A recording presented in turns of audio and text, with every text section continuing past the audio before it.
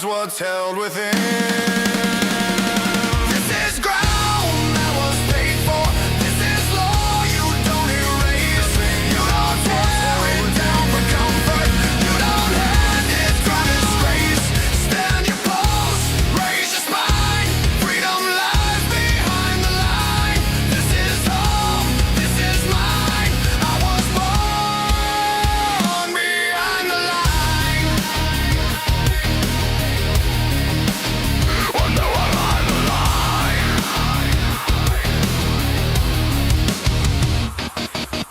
Mercy dies without control. Open gates swallow the whole. Chaos dressed as empathy. Cost the lives you never see. They wave flags made of words while the real ones hit the dirt. If a border means nothing now, tell me what a nation's worth. I won't kneel to curated shame. I won't flinch when you say my name. Order isn't cruelty. It's the price of liberty. This is ground that was paid for. This is law you don't erase. You don't tear it down for comfort. You don't hand it to disgrace. Stand your post, raise your spine. Freedom lives behind the line. This is home, this is mine. I was born behind the line.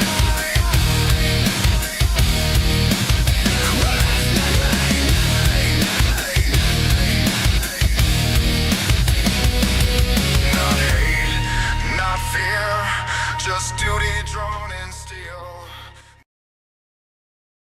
Welcome in, guys. Welcome in.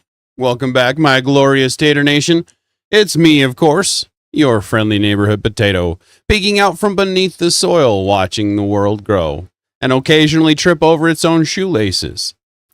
And you know, us potatoes, we have lots of eyes. We like watching all the interesting things that humans do up top. From culture to the politics, from history to the headlines, from common sense to complete nonsense, breaking it down as only a potato can. Today we're digging in, brushing off the dirt, and taking a good, honest look at what's really going on. So grab a seat, grab a snack, preferably a potato, and let's see what the world looks like through a potato's eye. And as always, let's start with our inspiration. I've spent my whole life in the dirt, and even I know you're meant for more than just surviving.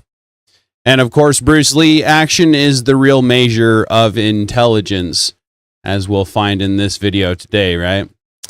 All right. So welcome in, guys. Let's see. We had a re-examination show. And if you guys don't know, he has his own show, as his name even indicates. So give him some love if you don't already sub up to him. Stacy, welcome in. If you're just in the back lurking, I appreciate the engagement where I can get it. Don't call it art. Thank you very much for the engagement, buddy. Good to see you. Good to see you. Appreciate the information on this particular topic. It's been a wild one. Homestead, good to see you. Thank you very much for the engagement. All right. So today we're going to be talking about what everybody's talking about in the online Twitter sphere lately. The Lego scandal with bricks and minifigs, right? Don't get that confused with bricks and figs, because they are a German company that does approximately the same thing, and they're pretty upset because of the backlash that it's getting from the algorithm, essentially. So we'll jump into a few funny things before we get into the topic of the day. But I do have somebody that has some disagreements with me, so I'm curious if they'll be coming up to talk to me and discuss their side. We'll see what happens with that. But I'll be showing a few up-to-date videos within the last couple days of the latest on it. Welcome in, Vosh Mitt. Appreciate the engagement, buddy. Good to see you. Good to see you. I hope everybody's doing well. All right, so we'll just jump over. We'll do a few funny things like I normally do here. So this is, I don't know if this is more ironic funny or more haha funny. I think this is more of a ironic funny. but we'll see what they have to say for themselves. Women are 51% of the population, but 70% of the poor, 83% of the single parents that do 66% of the work, producing 50% of all food. What the where are you getting your statistics, brother? What is this wild craziness? 66% of the work, 50% of the 66% of the work production is done by single parents. Single parents that do 66% of the work production. Are we talking about in the house, or are we talking about out in the world? What is going on with this guy? What are you talking about? However, they make just 11% of the pay and own 1% of the 11% of the pay. What is this guy talking about? Like I said, ironic, ha funny. Not necessarily a ha funny. land, in case you were wondering why the fuck we need feminism and why we need a matriarchy now. What are you talking about, brother? Maybe I shouldn't call him a brother. Sister? What are you talking about? And then, of course, this is another one. Rewind React. This guy, I reacted to another one of his videos, and it was pretty funny. So I found this one along the way because the algorithm, and it's pretty funny as well. At 32, I'm no longer embarrassed to admit I've never had a long-term relationship. Oh my goodness. Not embarrassed to say it. No, sure, but she's only been an adult for 14 years. I live at home, Well, her parents' home, living off my credit cards to build my dream life. which almost never has any negative consequences. No longer feel embarrassed or behind. That's the power of living in the moment. This is my life, and I'm fucking happy, so...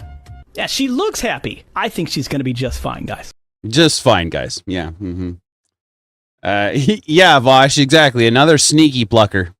Hey, Wi-Fi, good to see you. Good to see you. He wants to kill it. Yeah. Pretty much it. Yep.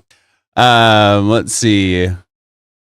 Change this over. Yeah, if you guys haven't changed your top chat to live chat, do that so that you can see everybody that's talking. Hey, Heaven Max, good to see you. Good to see you. Appreciate the engagement. Someone, LOL, just kidding, but I wasn't ready with material for your stream about it yet.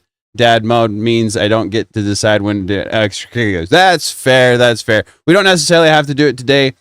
We can do a discussion about it now that I've done some reading up on it, and we'll discuss a little bit on stream, and then you and I can have our discussion later if you want to.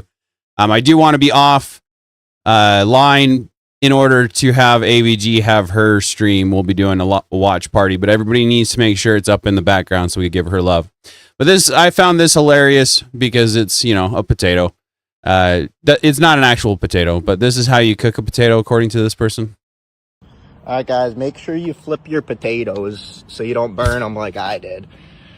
Just like that. And that's all it takes. Flip the potato. I found that funny. And then this is hilarious.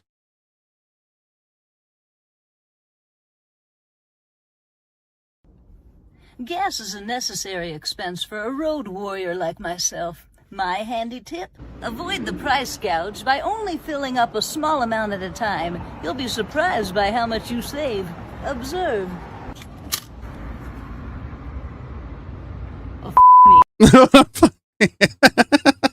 We all understand that feeling, don't we? Holy crap, the price of gas these days. Hey, Jess the Shepherdess, good to see you. Appreciate the engagement. Hope you're doing well. Yeah, Bosh, man. I was really looking forward to that. Yeah, I can't wait for that convo. Yeah, so like I said, if it doesn't happen today, we'll have it. We'll have it because I am curious on what he has to say. Let's see, what else did I have funny here? Oh yeah, this is right on the nose right here. Oh my goodness. Alright, today we're having a comparison. On the left, you can see a bear going shopping into a store, just looking around peacefully. On the right, you can see some doctors and engineers searching for some food to eat today. Some doctors and engineers. Gotta get that food. And I have a question, which one do you think is more beneficial for our society? I'll give you a little hint. All right. Which do you choose? Shit, that's terrible. And then this one was pretty funny. Let's see. How do I get this big? Nope. Of course not.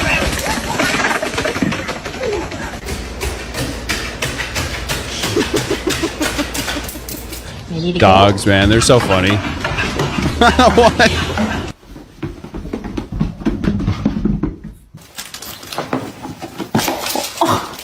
Let's go!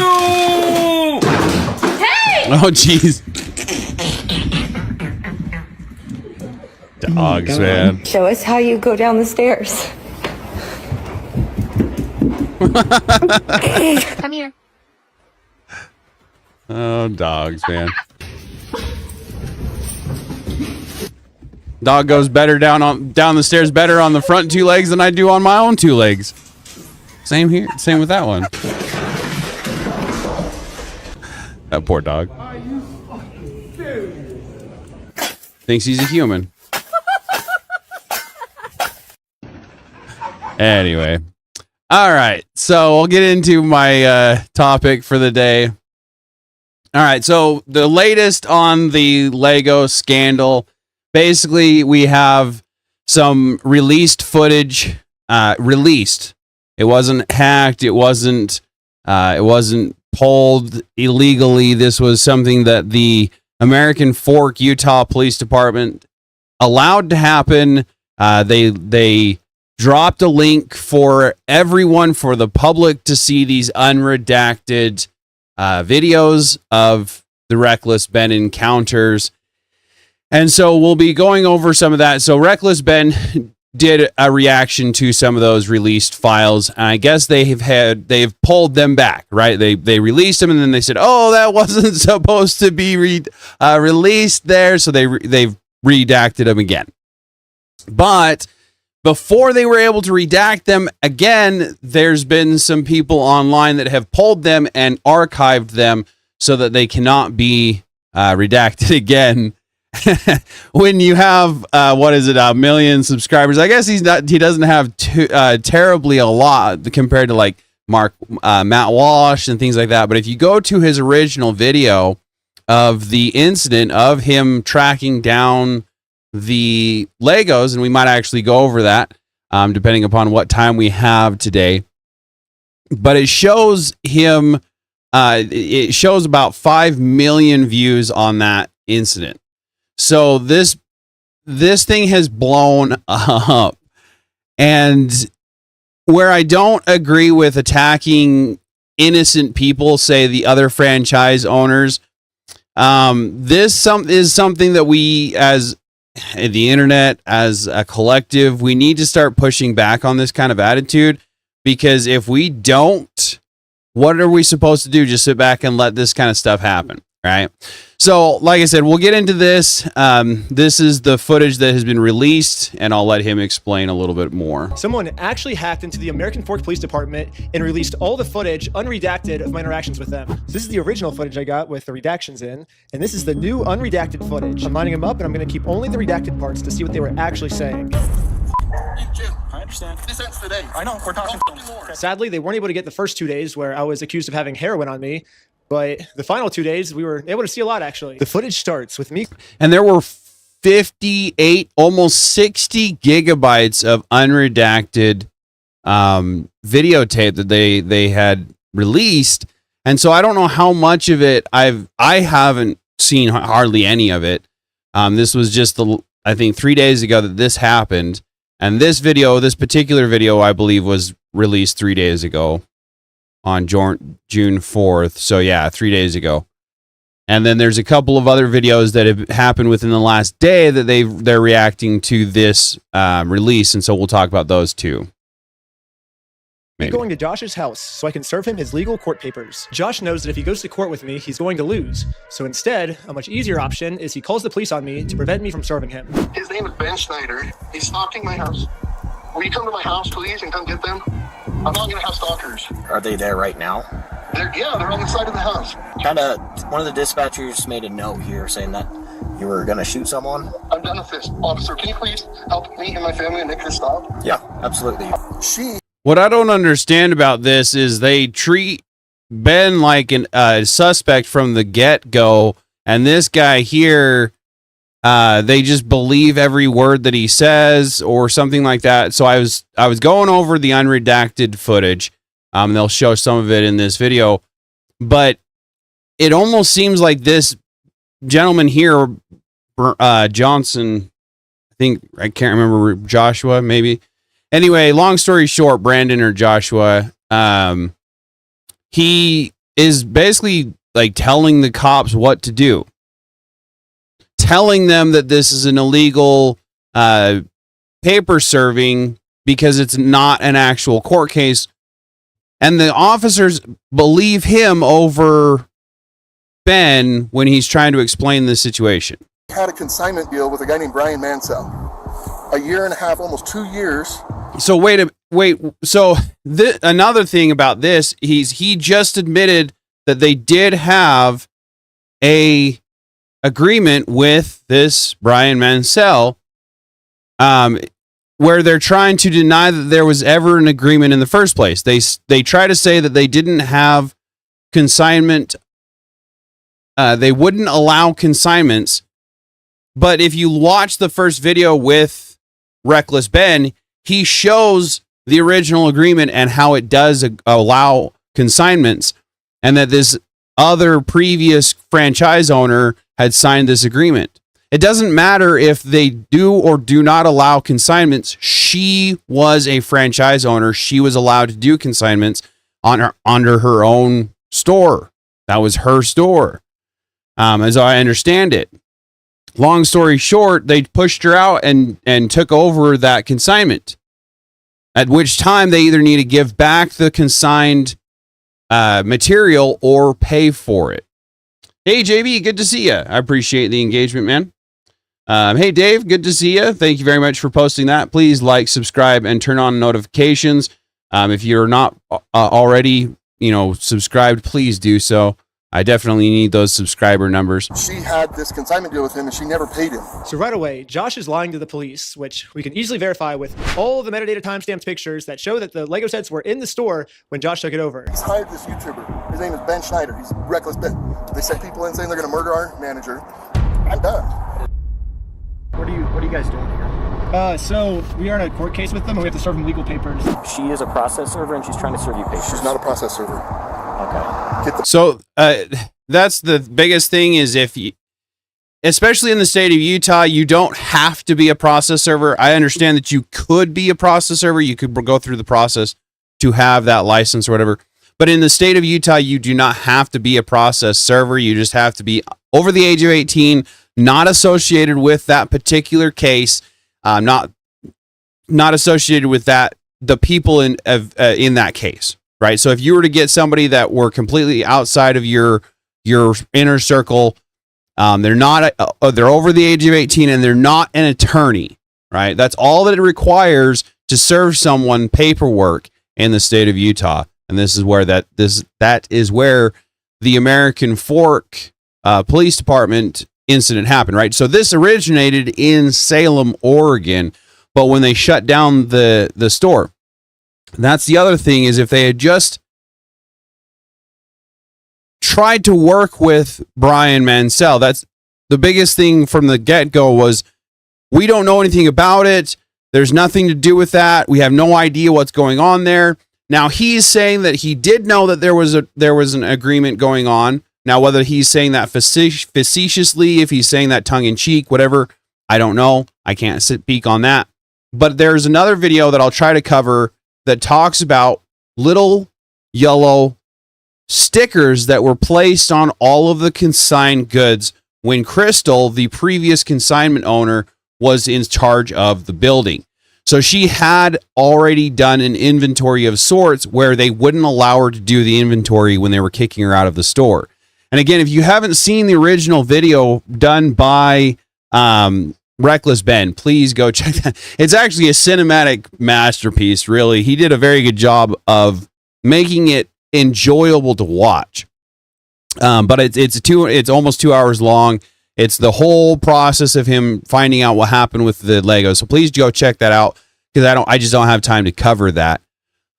But this gets crazy with the unredacted information, and the fact that it was redacted on basically either the officer's command or the local office command. That's a big concern of mine, because if you guys remember, we had a debate between Trey Solor and Dave Alyssa on, I want to say it was on Tyler TV, where we talked about body cameras and how they're necessary to be funded, and this gives them a bad name, right? Anyway, I'll shut up now and we'll get back to this. Papers. They're fake papers. They're fake. Go get the papers. You're okay if I bring those over to you? Absolutely. They're fake.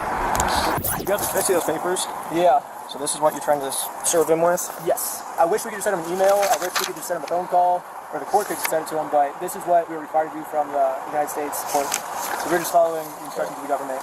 He thinks if I just call the cops on me, he can get away with it, but we're showing him, like, we're not going to away with this crime, so. Okay. You okay if I give these papers to him? Yeah, for sure. Okay. Hang tight. Are you okay if she just gives you the papers so we can just get Have her? you looked at the papers? I've talked to the Kaiser Police Department. There's nothing filed. So no, I'm not accepting service from him. Okay. Absolutely not. It's fake. Okay. It's not real. That's completely fine. But so, as I understand it, you don't get to decide whether you get served papers or not. I can understand denying acceptance of something. I don't know. So this is why I bring this to the front, because this is starting to get a little concerning with the legal aspects of it, as well as the corruption in corporations. Now, we all know that there's corruption going on in corporations, but that's the problem, right? We need to be pushing back on it. And in cases like this, give us a chance to push back on it, because we see it in real time, what is actually happening. We need to be forcing the lawmakers to change the laws so that this kind of loopholes, because this gentleman here says, oh, I never knew about a contract. I didn't sign the contract, so it's not my contract. Where I understand legally that is true. If you have the legal jargon under your belt to be able to say, yeah, I didn't agree to that agreement. That's not my agreement. We need to re-sign that paperwork or whatever. But it's like going and buying a car, and that agreement goes to the new company that buys out your car loan company, right? You can't just say, oh, I didn't agree to that, and just stop paying your car. That's not how that works. So I don't understand why these officers are just taking the automatic assumption that this guy is in the right and the other gentleman is in the wrong, where I understand he's very public. Ben is very public. He's a YouTuber. So he is looking for video clicks and views and the heat. But if you really want to avoid that heat, what you do is you play the game, right? Instead, the CEO of Bricks and Minifigs crossed his arms and said, well, take us to court then. Now we're trying to take you to court, and now you're crossing your arms and saying, I don't want to go to court, and that's not what I want to do. That's not how life works, right?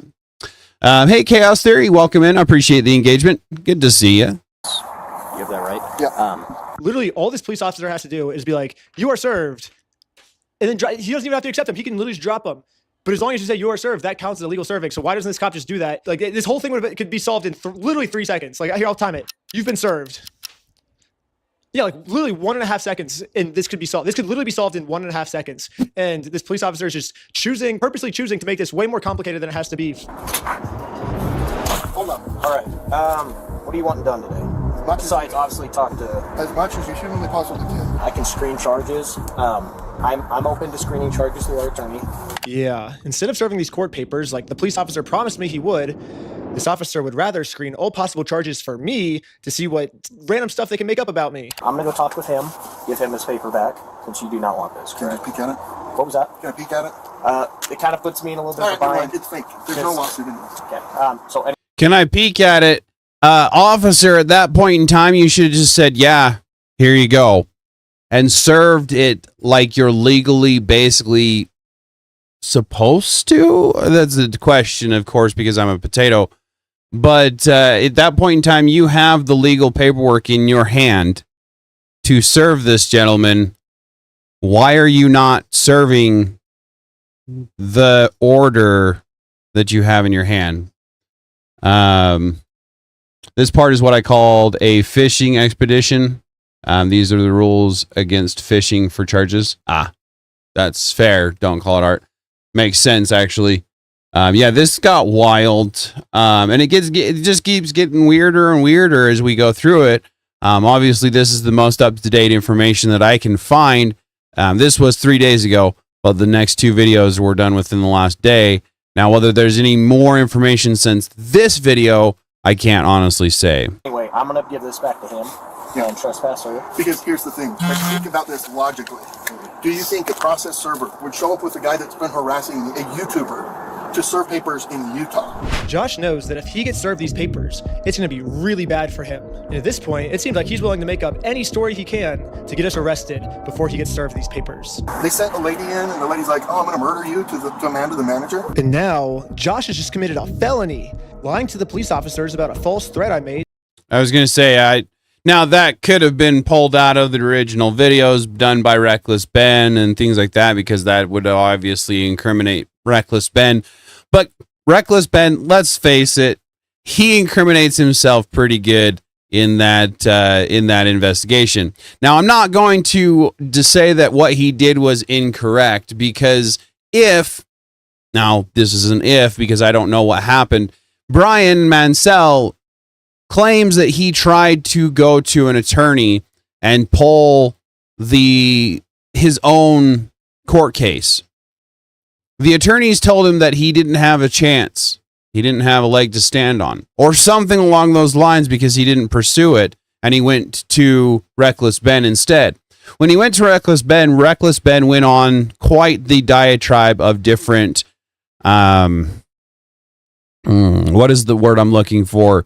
Prank type scenarios where he set up the store to incriminate themselves, essentially. And some of them would maybe not look great in the eyes of the court system or an attorney.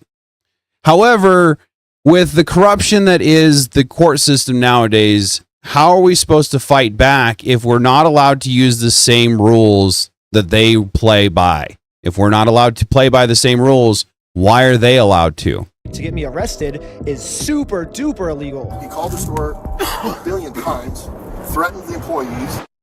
He does not want the paper. So He does not want the papers? Here's that back for you. Okay. I'm not sure what this is. I've never seen something like that. To be honest with you. These are court papers. Okay, good. I'm going to erase your deck. Okay, see ya. Yeah, process server's really going to ride with the YouTuber. I mean, how stupid does he think I am? They have fake service papers. And the girl is like, she's like, oh no, I got to serve him these papers. Like they printed up a fake lawsuit, you know? And I'm like, oh yeah, do you think the process server would really be riding with the YouTube guy to deliver papers to a guy that he's been harassing? I'm like, do you think I'm stupid? I don't know what to do, man. So, did you call the police again? I just don't know what to do, man. I'm done with these guys. We're ready and willing to arrest these individuals for Utah statutes for cyberbullying and digital stalking, because they're using electronic means for communication and coordinating their stalking habits. Oh, it's digital stalking, not stalking. It's all of the above. Okay, but because they're continuing to use additional tactics and other things like that, thinking that they're being cute and whatnot, can't continue. So. It's interesting that the CEO of Bricks and Minifigs is the one that's talking on the other side of the phone, talking about digital stalking, this and that and the other, when Ben is honestly so again, if you haven't seen the original videos, please go watch the original video done by Reckless Ben, because he shows what I assume to be security cam footage of the night that they force the old franchise owner out, right? So she calls them. What happens is she calls them up and she says, hey, my husband has decided to take this business deal in a different country, and we're going to move out of country, and I need to go ahead and release my contract with you guys on this franchise. Well, they had somebody that was willing to purchase the franchise, and they came by and took a look. And in the video, this gentleman says, you know, whatever consignment you had, the company, the corporation will take that over. If the consignment was not allowed per corporate from the get-go, why wasn't it just a simple, we don't allow consignment, why did you allow that in the first place? We'll have to take care of that as we need to. And it should have been taken care of, but it wasn't, and they acted like it never happened when the stickers were on the boxes like I talked about earlier, and we'll try to discuss later on. Hey, Static Age Show, good to see you. Good to see you. Hope you're doing well. And if you're in the chat and you don't know, Static Age has his own show, obviously, again, just like the name says. Somebody has to be arrested to show that they can't continue to do this. Now we're just kind of want to know what you want done on this. As much as we humanly possibly can. He's going to submit, have a screen for charges with our prosecutors, right, with our city prosecutors. He is very adamant that he wants to serve you with papers, okay? That's fake. That's illegal. You can't pretend to be a process server. So you can't. It's illegal. Why not? In the state of Utah, to be a process server, all you have to do is be over the age of 18 years old. You got to be not affiliated with the case, and you can't be an attorney. And this girl meets all three. She is over 18 years old. I literally met her like 10 minutes before we showed up here, and she's not an attorney. So legally, in the state of Utah, this woman is a process server. And I already explained this to the police. So anyone can be a process server. You have to be 18 years old, and you have to be not affiliated with the case. So she's not affiliated with the case. She's over 18 years old. That qualifies as a process server. Okay. Well, maybe just have someone not affiliated with you. That's her. Yeah, we have no relationship. That's why she's here. Yeah, that's why she's here. We have no relationship, and that is who she is. The exact person that you're describing. I mean, I guess so. Personally, again, YouTuber, probably doing some of this for views, clicks, likes. Maybe shouldn't have necessarily gone with her. If you really wanted to be on the up and up, maybe just sent her to the address so that it wouldn't have been you. He couldn't have seen you. It would have been able to be her knocking on the door, him going, what is going on? Because that's the whole point of process servers.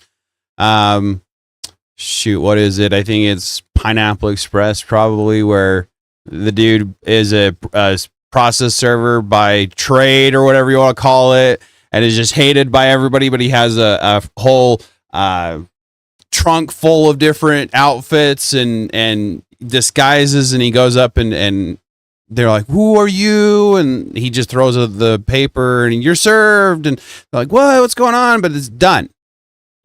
That's how processing works. So I'm not sure what Ben was thinking when he went with her. Again, there were some antics that he did. I don't know if I would have necessarily done the same, whether I would have had the guts to do the same. So there were things that he did, trespassing, illegal. One time he set up what was a lottery. Now, according to him, that was not illegal. So I don't know exactly what it was that they say that he did that was illegal. But there were some things that would have been over the top for me, per se. That was Pineapple Express. Fair enough. Fair enough.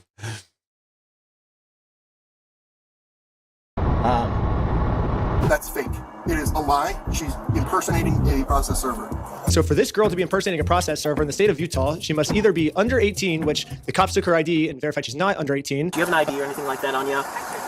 She has to be related to this case, which Josh says he's never seen her before, so she can't be related to this case. Josh has verified that. And so the only option left is Josh must assume that she's an attorney. But if Josh has never heard of her before, how does he know she's an attorney? And spoiler alert, she's not an attorney, but so I don't know what Josh means when he says she's pretending to be a process server, because it seems like he's verified that she meets. Hey, news, views, and truth. Appreciate the engagement. Potato, you're missing some major parts of the store takeover. I appreciate that information. If you have information that I haven't seen, and I can't say that I've seen everything or anything like that. So I'm curious on what other people have to say. There's a gentleman that was going to come talk to me. He's not completely ready. So maybe if you want to come talk to me sometime, would appreciate some engagement. Joshua and the other guy worked for corporate, and corporate told them to take the store over and they'd profit whatever they could get out of it. Yeah, so actually I appreciate you bringing that back up, because that was something that I'd come across. And that's basically what sheds more of an eerie light on bricks and minifigs, because the CEO is basically telling them go and shadily say that there isn't as much value in this store so that I can get it for less. Right? That's what it sounds like to me. Now, again, I'm a potato. Maybe that was, hey, value it at more so you can say that it's worth more, and they didn't. I don't really know. But again, they did keep the labeled items from the consignment separate because they saw the stickers but didn't think anything about it. Kind of shady there. And if they've done it before with many other stores and other people claiming Josh has done this to them before. Oh, really? Yeah, that's concerning for sure. Appreciate the information. They ripped off the stickers supposedly. Yeah. And see, that was another conflicting story I'd heard is Crystal, the original or the old franchise owner, was the one that quote unquote had removed the stickers before she left. But then if you watch the video, when she's being forced to leave, she says, hey, I don't feel comfortable doing this without doing the inventory. Maybe she was hoping to be able to steal some stuff. I'm not going to say that she wasn't, but she was trying to do an inventory so that she could understand where she sat with everything. And then they were trying to tell her that she owed the store and things like that.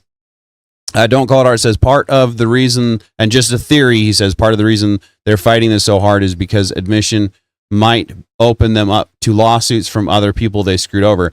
And that's exactly what I think is going on right now, is they are what's the damage control, right? At this point in time, they're into damage control. And again, where I don't agree with hurting the other franchise owners that have these stores around the US and things like that, Bricks and Minifigs CEO is directly involved with this. That doesn't sit well with me.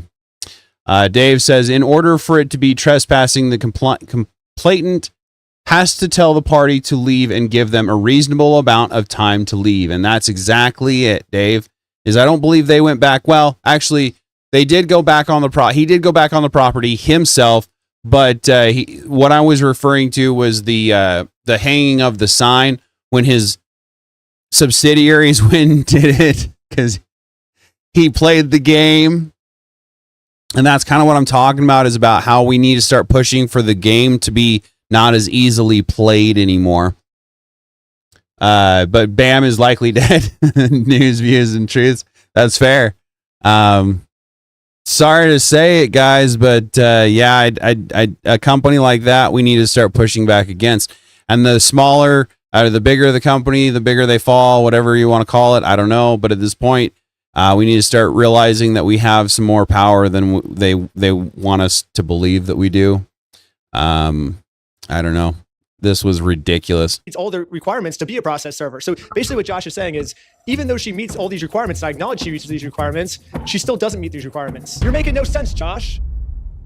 Impersonating an officer of the court, that carries, it's pretty significant, you know, like... Yeah, you can't pretend to be a process server. Sorry. Yeah, you can't. That's got to be illegal. And that's, like I say, he's getting... Yeah, if you were to say, yeah, I'm a process server, I have a license to do it and all that good jazz, then maybe, sure. But again, you don't have to be a licensed process server, if there is even a position like that, to do the processing process in Utah. You don't have to be. It's a Class A misdemeanor to impersonate a process server in the state of Utah. So right now, I want her arrested for impersonating the process server. So right now, I can't just go and pretend. I can't go print up fake documents and go try to. I'm curious if he's using Grok or GBT or what he's using for the information he's getting, because everything I've ever heard, pretty sure I was asked to serve papers one point in time when I turned 18 or something like that. I was too much of a little chicken to do it at the time or something like that. But I'm pretty sure that you don't have to be anything special to serve papers. Serve people. That's illegal. So these papers that he printed up are fake. Yes, 1 billion, trillion, gazillion %. Again, this is Ammon. I'm with the corporate office. He's the CEO. Oh, hi. So what's happened is we had a former franchisee. Mr. Schneider is just a YouTuber that got a hold of the story and then went to this guy and said, hey, if I can harass these guys and if I can do some stuff and get some money out of them, will you pay me some of that money? And that's what they're trying to do, is the individual who actually owes the money left the United States. And now, yeah, so AI is great in some cases because the fact that it pulls off of every single source or whatever, but because it pulls off every single source, like Static Age Show is saying, it constantly gets stuff wrong because it's pulling off everything. And then the longer the internet goes on with this dead internet theory that I've been hearing more and more about, the more and more it's going to get worse, right? Because every time that an AI bot that doesn't have any idea what it's talking about posts something online, then another AI process, GBT, Grok, they pick that up and say, hey, this was said at one point in time. It must be true. Which I thought that's what we learned back in 5th grade, that not everything online is true. Yeah. In news, views, and truth, I am always 100% caught up on this case. I am almost 100% caught up on this case, and it was out ahead of it beforehand. Right on. Appreciate the information. The best AI is Grok with 10% hallucination rate. Oh, fair enough. I'd heard that Grok has been going downhill lately too. I'm curious. Eamon has just committed obstruction by lying to the police officers. He created a fake contract, forged the manager's signature up there, threatened to kill her. I didn't sign no agreement. I'm not beholden to somebody else's stupid agreement. And again, where I do understand that loophole is a plausible reality, I don't know how well that can actually be played unless you actually have the standing behind it, which he shouldn't have the standing behind it. Hey, birds aren't even real. Good to see you. You have to build an AI to teach it and assume it's completely retarded until proven not gay. That's fair. Appreciate you, Dave, for posting that. News, views, and truth. I mean, it's crazy. I am super addicted to it. It is crazy, isn't it, though? I had no idea what was going on until somebody brought it up. Bert, I think it was Bert on my open panel. Hope to see that guy back around because I appreciate the information on this. This has been a wild ride, and it has been interesting. Grok went more left. Yeah, that's what I've been hearing. That's concerning. Heaven Max, you might be TOS potato for the comment being up. Oh, really? Fair enough. All right, so let's see. Yeah, I see what you're saying. Yeah. Birds aren't even real. Jeez. Watch what you're saying, guys. Come on. Yeah, I'm not sure which comment he was talking about for my comment. But anyway, so we'll get back to this here. Stacy, appreciate you. Yeah, it was Grok that said I didn't know who my kid's father was, pulled from all my socials. Maybe I once joked about it. I like how he can just lie to you guys. He's just straight face. Oh, he owes me $200,000. I'll check with the court, see if it's a valid civil case that he's trying to push through, and we'll go about it that way, okay? Thank you for holding. How can I help you? Trying to speak with someone to verify. Hey, welcome in. Good to see you, buddy. Appreciate the engagement. Have you ever danced with the devil in the pale moonlight? Probably more than I'd like to admit. Case is just verify if the case is real. Yeah, looks like a real small claims case in our court. Okay, thank you for your help. That's all for today. Thank you. And after this phone call, I guess the police officers turned off the microphone on their body cam because I guess they really didn't want literally anyone to hear this. Even if someone gets a hold of the unredacted stuff, not even we now can get it to hear what these police officers are saying. But anyways, the police officer ends up going back to talk to Josh. They're screening some charges, okay? Yeah. But we're just kind of working through. It looks like this is a real case. It just hasn't gone to court, okay? It's a real case. Who's it against? Against you, him versus you. Ben Steiner? Right. What an idiot. So, He's going to just rack up the charges and should work. Now, as I understand it, I could be wrong, but Ben has basically raised money, or he is in the process of raising money to basically pay for the collection of Legos and then just basically continue the court case amongst him and Bam.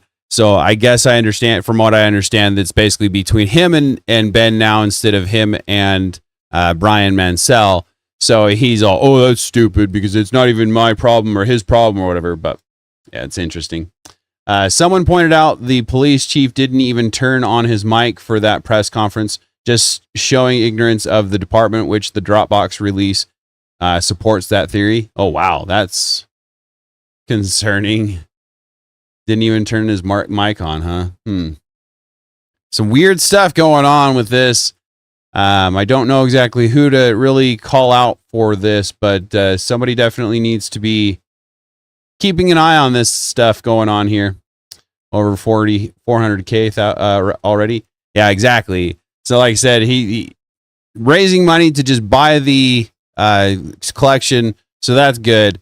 But the company doesn't just get a walk away with this from this by doing this. This is not okay. If again, big if or whatever, right? If this is really what's going on, then they should have just, worked with Brian Mansell. If they didn't really know what was going on, if they're not okay with consignment, then why didn't they just say, okay, what do you think is yours? What can you do to guarantee that it's yours? What can you do to prove it? Whatever. Because the simple fact that these were vintage Lego sets, I don't see them being on the shelves unless they were his. So I could be wrong. Wouldn't you personally, as Brian Mansell should have had a very detailed list of serial numbers, something along those lines, to make sure that everything that he had was cataloged to make sure that he got paid for it. If he didn't, then that's on him. But this stuff got really wild with it just not just being, well, we'll work with you and figure out what's going on. It was immediately, as soon as Ben went into the store, hey, I'm going to come to pick up these Legos. They didn't try to figure out what he was talking about. Either they knew the name, and as soon as he said Brian Mansell, they were like, oh, that is exactly who we don't want to deal with. Get out. Or they were like, no, we don't know anything about it. But if you don't know anything about it, it should have been, well, why do you think that way? What do you got going on? I just purchased this. Let's figure it out. Right. I just had a massive epiphany. I can't share it now, but it'll come. Fair enough. Appreciate you, Abe. Who hasn't forgotten to turn on mic on? Yeah, right. That's fair. I mute myself every stream. It seems like, wow, 439,763 currently. That's insane. Yeah. Yeah. This is wild, man. Like, I don't know what to think of it, because like I said, I understand what this guy is trying to pull. This loophole of, I didn't sign the contract, so it's not my contract, is one thing. But when they forced Crystal out like they did and not allowed her to do the inventory to make sure that she was paying out what she needed to, it was shady from the get-go. I don't understand it. While we're working together. So basically the consensus is we were all wrong here. However, let's just arrest Ben anyways. Like, letting them go cannot be an option here, guys. Like, there's got to be something for cyber stalking, bullying, like all of the different things. Like, there's got to be something to arrest them and send a message that this is not appropriate, this is not okay. But the thing is if you have something, then use it. But if you've got to say there's got to be something that I can do about this, there's got to be something, then you don't have anything to do, and just accept it and try to work it out like adults. But instead, they're being very shady and two-faced about it and trying to work the police force to their benefit instead of allowing the law to do what they're supposed to be doing and find it for themselves. I'm in agreement with you. Again, that's why we're kind of working through this right now. Hello. Benjamin, step out for me. Okay. Okay. Find your bags. Am I being arrested? You're under arrest right now. Really?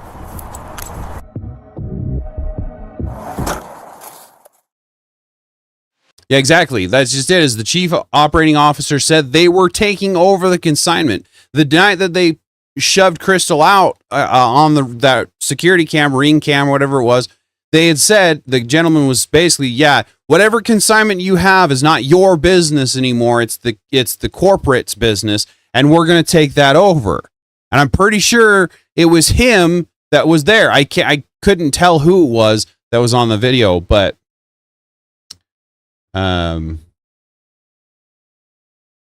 moot. Oh, really? Okay.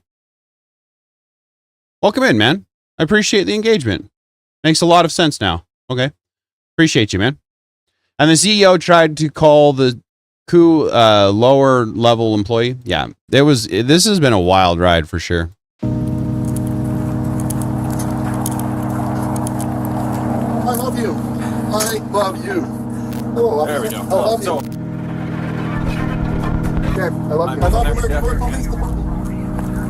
Thinking he got away with $200,000 of product. No, a search warrant. Again, this is speculation. The number keeps changing from every time I hear about it. It could be up to $200,000 from the original collection that he had. Now that could be half that. It was $100,000 to $200,000 that he had valued in that product, but he did sell some of it. So I don't know how much was really valued, but it doesn't really matter because of the simple fact that it's still theft. Like the contract was still signed with BAM corporate franchise. It was a franchise owner, but it was still under the name of this BAM. Now she had it labeled as this BAM Salem 1 or something like that, and they basically renamed it. From what I understand, this could be speculation, but what I understand, they renamed it so that it would be Crystal's store or Lego store or something like that, so that they could try to deny plausibility. But again, everything that it seems to be more and more shady the more and more it goes. Yeah, that's just it. News, views, and true. They keep saying it's different. Now says it's about $100,000. Brian didn't get, but blames the old owner. Yeah, they're trying to say that Crystal stole it or took it or sold it, and then they say that it was in the back office and they just didn't know what it was, and they ripped the stickers off. But then they were posting a bunch of vintage Lego sets online after they said they didn't know anything about it. It's been a wild ride. The cops raided my house because they heard that I was the one that stole the Legos from Brian. So I might have found out an answer of why this cop was so rough with me and threw my arm back. Before we enter the property. Yeah, I don't think we cover that, but he dislocated his shoulder in a snowboarding or some kind of accident a few days prior to this. So Ben did. So he kind of just shrugs it off. But this officer yanked his arm back and dislocated his shoulder again because Ben was moving too quickly. And in the body camera, you can see Ben just like disoriented, kind of like looking around, and he just like gets his arm just yanked, and it's crazy. Hey, Pharmacat, thank you very much for the engagement. Good to see you. Appreciate the engagement. I hope you're doing well. Yeah, but corporate got 10% of that theft, so they're party to it. Yeah. Yeah, this is The crazy. cop warns all the other police officers to make sure we are not filming. Hey, they're probably going to be quick to film. They're probably going to be quick to pull their phones out, so just be aware of that. However, when we got raided, I instantly pressed the record button on my phone because I was terrified these police officers were going to do something and try and hide it from the public. But I guess the police officer sees that I'm filming, and once he sees I'm filming, I think he was like, as punishment for filming me, I'm going to bend your arm back upwards and injure you, is my guess of what happened, because afterwards he says this. The main kid had his phone recording, so I shut it off, but the other kid had a GoPro. Curious. Legally, shouldn't you be able to record? I'm confused on that one, on why he was able to just immediately shut that down. He had to go to jail, so couldn't go to the hospital. That's wild. Yeah. You got Ben? We got 5 right now. Including Ben Schneider? Yes. Sweet, that's good. Next, we got some unredacted footage of me using the bathroom. Why would you even share that with us, dude? Of us, I don't we want get to to see see that they're actually a member of the Church of Scientology Sucks. All my old school fans will know this, but basically I made a religion called Scientology Sucks, and it legally got approved by the IRS, and Scientology Sucks worships a gold plunger as their god. I even got it tattooed on my wrist right here. It's like a plunger cross on my wrist. I guess the American Fourth Police Beyond Department disturbing. is active members of the Church of Scientology Sucks because they literally put my god on their desk. That's exciting. We have a felony stalking case right now. Felonies. Everyone's facing felonies. That's pretty serious shit. It's super serious.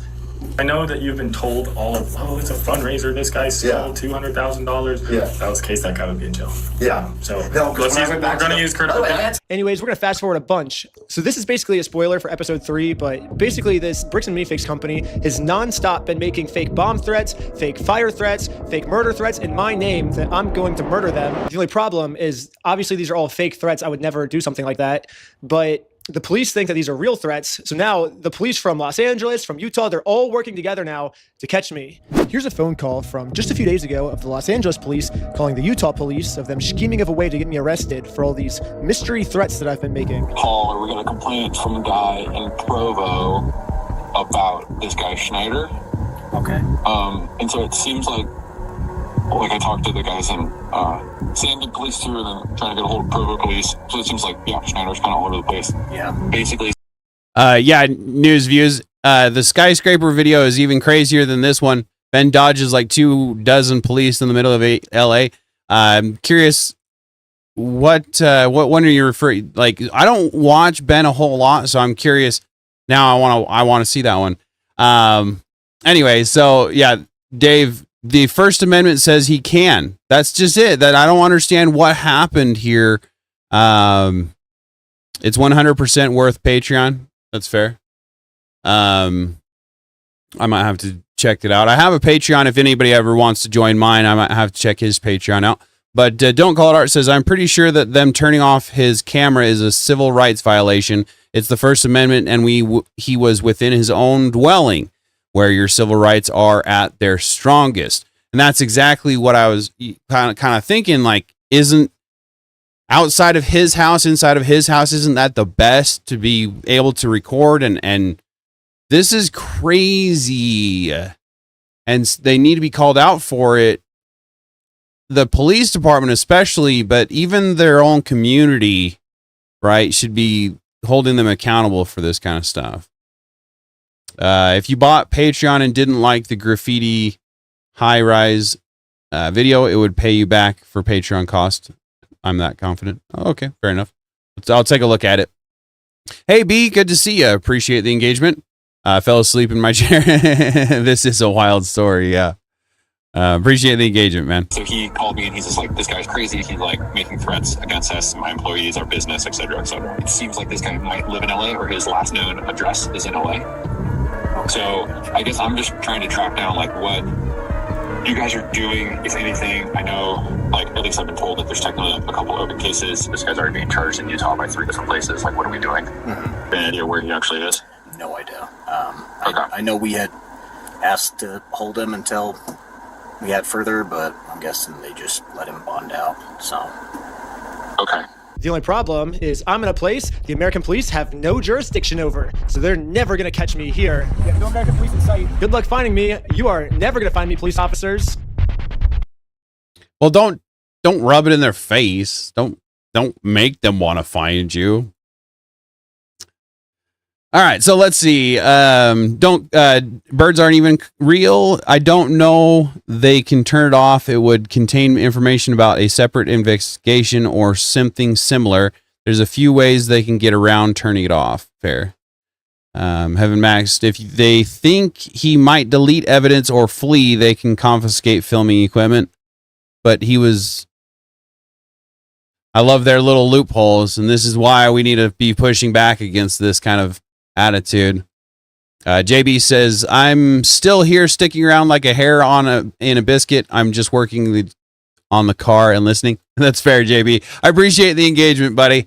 Appreciate the view. That's all that really matters. I appreciate when you can, though. There's news about Ben, but his Patreon is crazy about it. There's the news about Ben, but his Patreon. Oh, okay. That video is like 2 minutes long. Fair.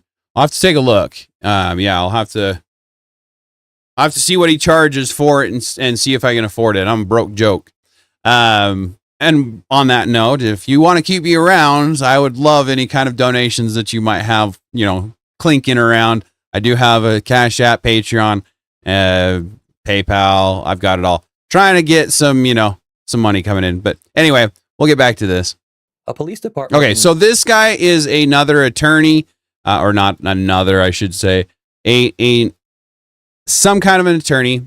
Favorite copyright attorney is what he claims to be. And so he breaks down the footage that was released and talks about it a little bit. And so we'll discuss this real fast. Utah uploaded a folder to the internet. 48 gigabytes of body camera footage, dash camera footage, the raw record of 4 days. Oh yeah, that's not bad at all. Officers stopped, searched, and arrested a YouTuber and his friends over a pile of Lego, uploaded and set to public. The folder was labeled, in plain words, unredacted body and dashcam. Somebody saved it before it came down. It is now mirrored on the Internet Archive, time-stamped June 3rd, 2:20 in the afternoon Mountain Time. But the department that released it did not mean to. A few days later, it posted a statement saying these were files not intended for public release, that it had promptly removed them. Then, it deleted that statement too. So, do you guys hear this very well? I know that I'm stupid loud, probably comparatively to it, especially. But it seems to be super low. I don't know if you can even hear it or not. Yeah, don't call. That's just it. Is this Heaven Max? I care about you, buddy, but extingent circumstances is only for the deletion of evidence. The police are literally on the video stating the reason that they stopped him from filming. They didn't say I'm deleting. I was worried about him deleting that, so I stopped him from doing it. It was I stopped him from videoing. Like he knew he was recording. So it is a little concerning there on that.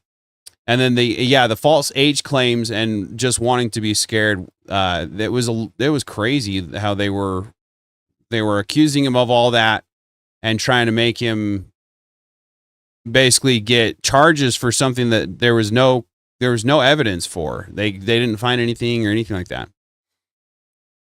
Yeah, exactly. God releases the files. There was somebody in that department that was like, yeah, I'm not privy to this corruption going on. I'm gonna release this stuff, man. And I'm glad it got released. It definitely needs to be brought out. Definitely needs to be talked about more often. Anyway, play nice, guys. We're all on the same team here. Remember, we have a police department that accidentally published its own unedited record, tried to pull it back, and could not. It tried to close a door that doesn't close. Keep that image, a door left open that can't be shut again, because there are 2 doors in this story, and the second one is built to do the opposite. That footage is the subject of today's video, not because of how it got out, because of what's in it. And because the man at the center of all this told the world it got out a different way, a way that, if anyone believed him, would have handed the police a gift that they did not earn. Yeah, that's true, views. Yeah, indeed. One thing up front, so I don't keep repeating it, nobody in this story has been convicted of anything, and the most explosive material I'm going to describe reaches us through one side's edit of it.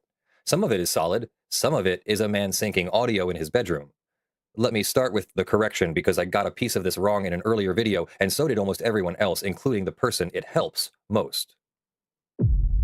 Yeah, so like he's just about to say, so in that video that we just watched, Ben mentions that it was hacked, that it was leaked. So if that was the case, then in court, this would have been a problem. So the fact that they released it and then they pulled it back, they have the deniability to say that this was a leak, this was a hack, this was something that we didn't allow to happen.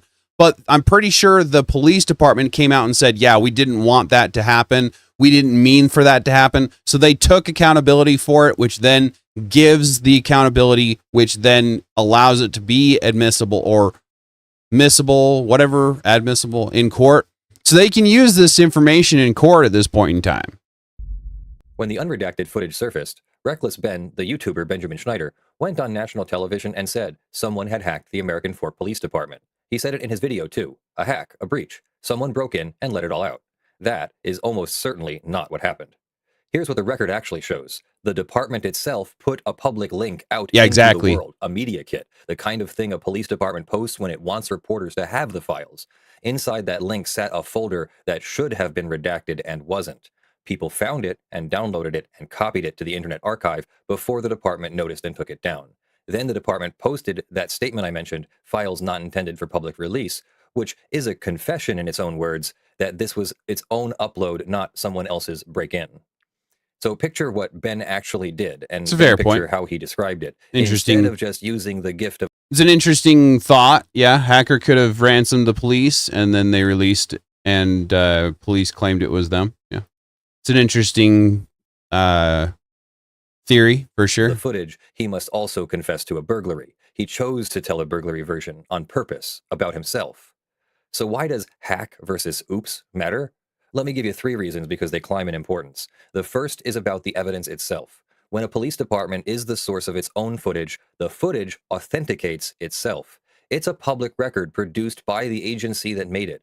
There's nothing more to argue about. But the moment you say, a hacker did this, you invite a different conversation entirely. A conversation about whether the file was altered, whether the chain of custody is broken, whether what we're watching is what the camera actually saw. A hack manufactures doubt. An accidental release carries none. Ben, by reaching for the more dramatic word, talked himself into a weaker position. The second reason is about Ben's own exposure. There's a federal computer crime statute, the CFAA. Yeah, Evan Max, I heard about the same thing. I'm curious if that's the case. National television, YouTube's new name is Strange. Yeah, Vosh, isn't that the truth? For real, though. And a Utah one that punished Appreciate you, Dave. unauthorized access to computer systems.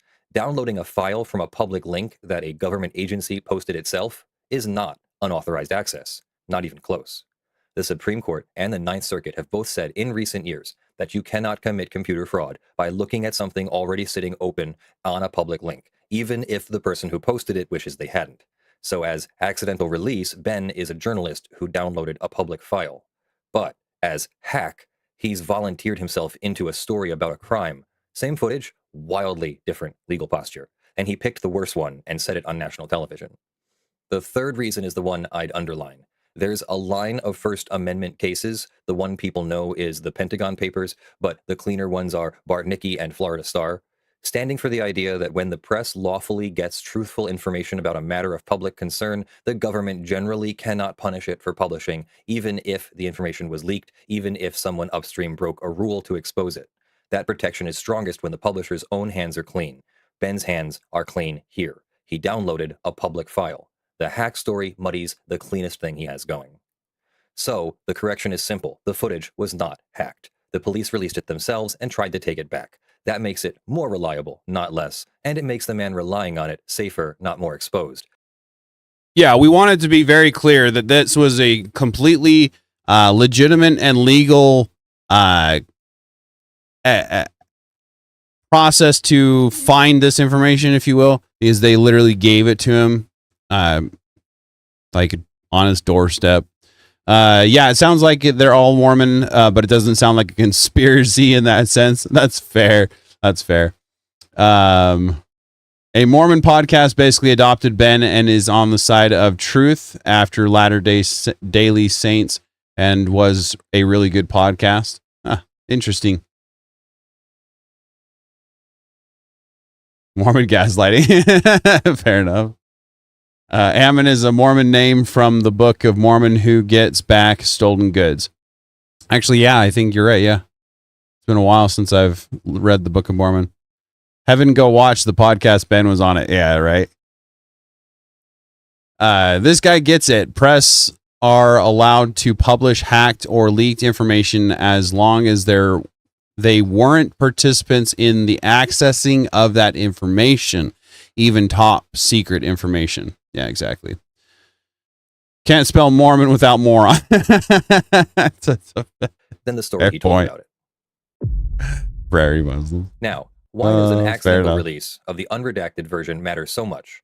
Because we already had the redacted version. The department put that out first on purpose with the audio cut in places, and it told us why. The chief said the redactions were made at the request of the county attorney to protect identifying information about the victim, the new store operator Joshua Johnson. Hold that explanation in your hand for a second, because the unredacted footage is about to test it. If the redactions really were protecting a victim's name and address, then when we hear the cutout parts, that's what we should hear: names, addresses, identifying details. But that is not, as Ben has synced and presented it, what is in the redacted gaps. Yeah. So again, we've just reviewed a lot of that redact. Well, not a lot, because again, there was 60 gigabytes of data that they released. But long story short, the information we heard, there was no names, there was no dates, there was no addresses, there was nothing else other than the time where the officer went to his car and it went silent for that time or whatever. Other than that, there was nothing that needed to be redacted, but it was redacted. So how much control do the police officers or someone that they can personally bribe have control over what happens with the redaction of it? And that's a concern we should all be talking about. What's in the gaps? And I'm telling you this from his edit, his sync, which is not yet independently verified. Who in their right mind would want 6 wives? To be completely honest, yeah, static agent, hell no. I doubt I would. Yeah, who would want it? Who would want to disappoint that many women all at the same time? Officers talking to each other. Officers discussing what they could charge him with. An officer reportedly saying he shut off Ben's phone recording. Talk of digital stalking and cyberbullying. Talk of felonies that never got filed. And the line that's traveled the furthest. An officer in substance saying that they were all wrong about all this, but they should arrest Ben anyway. That letting him go cannot be an option. None of that is a victim's home address. And that's the problem with the redaction explanation. A redaction made to protect a victim's identity should remove the victim's identity only. When the removed material turns out to be officers debating charges and admitting they switched off a camera, the stated reason for the redaction stops matching the redaction. I'm not going to tell you that proves a cover-up. A sloppy redaction and a deliberate one look identical from the outside, and I can't see inside. But I can tell you that the explanation we were given does not fit the thing it was supposed to explain. And when an official explanation doesn't fit the facts, a careful person stops taking the explanation on faith. Here's why this matters beyond the bad look, because I can hear the objection. Lying about why you muted some audio is embarrassing, but embarrassing isn't illegal. If I lie about why I was late to work, I'm a bad employee, not a criminal. Fair. A bad redaction by itself is not automatically a civil rights violation. But here's the turn, and it comes from a Supreme Court case called Hope v. Peltzer. The hardest thing to prove in a civil rights case isn't that an officer did something wrong. It's that the officer knew it was wrong, that he understood he was crossing a constitutional line. Lawyers call it consciousness of liability, and it's usually the missing piece. Now think about what a selective redaction is. If the department muted the exact moments where officers admitted they lacked justification or admitted they shut off a citizen's camera. I want to say News, Views, and Truth. You have a show, don't you? If you want to put that name in the chat, I'll look it up. Have one of my mods look it up. Drop your channel in the chat. Give you some views too. Then the choice of what to mute is itself evidence. It says somebody listened to that audio, recognized those specific seconds as dangerous, and reached for the mute button on those and not others. The redaction isn't the violation. The redaction is the fingerprint of the violation, the sign that someone knew exactly which moments would hurt. That's the difference between a clumsy mistake and a calculated one, and it's the kind of thing that turns a questionable arrest into a willful one. Fair enough. Let me lay the conduct out in order, because the order is the argument. It begins with a traffic stop, March 8th. Ben's in the passenger seat. A friend is driving. The stated reason is failing to stop fully at a line. Ben says the dash cam shows a complete stop. Set that dispute aside for a moment because the law has a rule here that surprises people. Under a case called Wren, W-H-R-E-N, if there was a real traffic violation, it doesn't matter what the officer was actually thinking. A pretextual stop with a genuine violation underneath is still a lawful stop. So the fight isn't about motive, it's about whether the car stopped. That's a video question, not a legal one. The next day, March 9th, is where the law got interesting. There's a second stop, and this time a drug dog. The officer cites glossy eyes. They run sobriety tests. The result is 0. Nothing.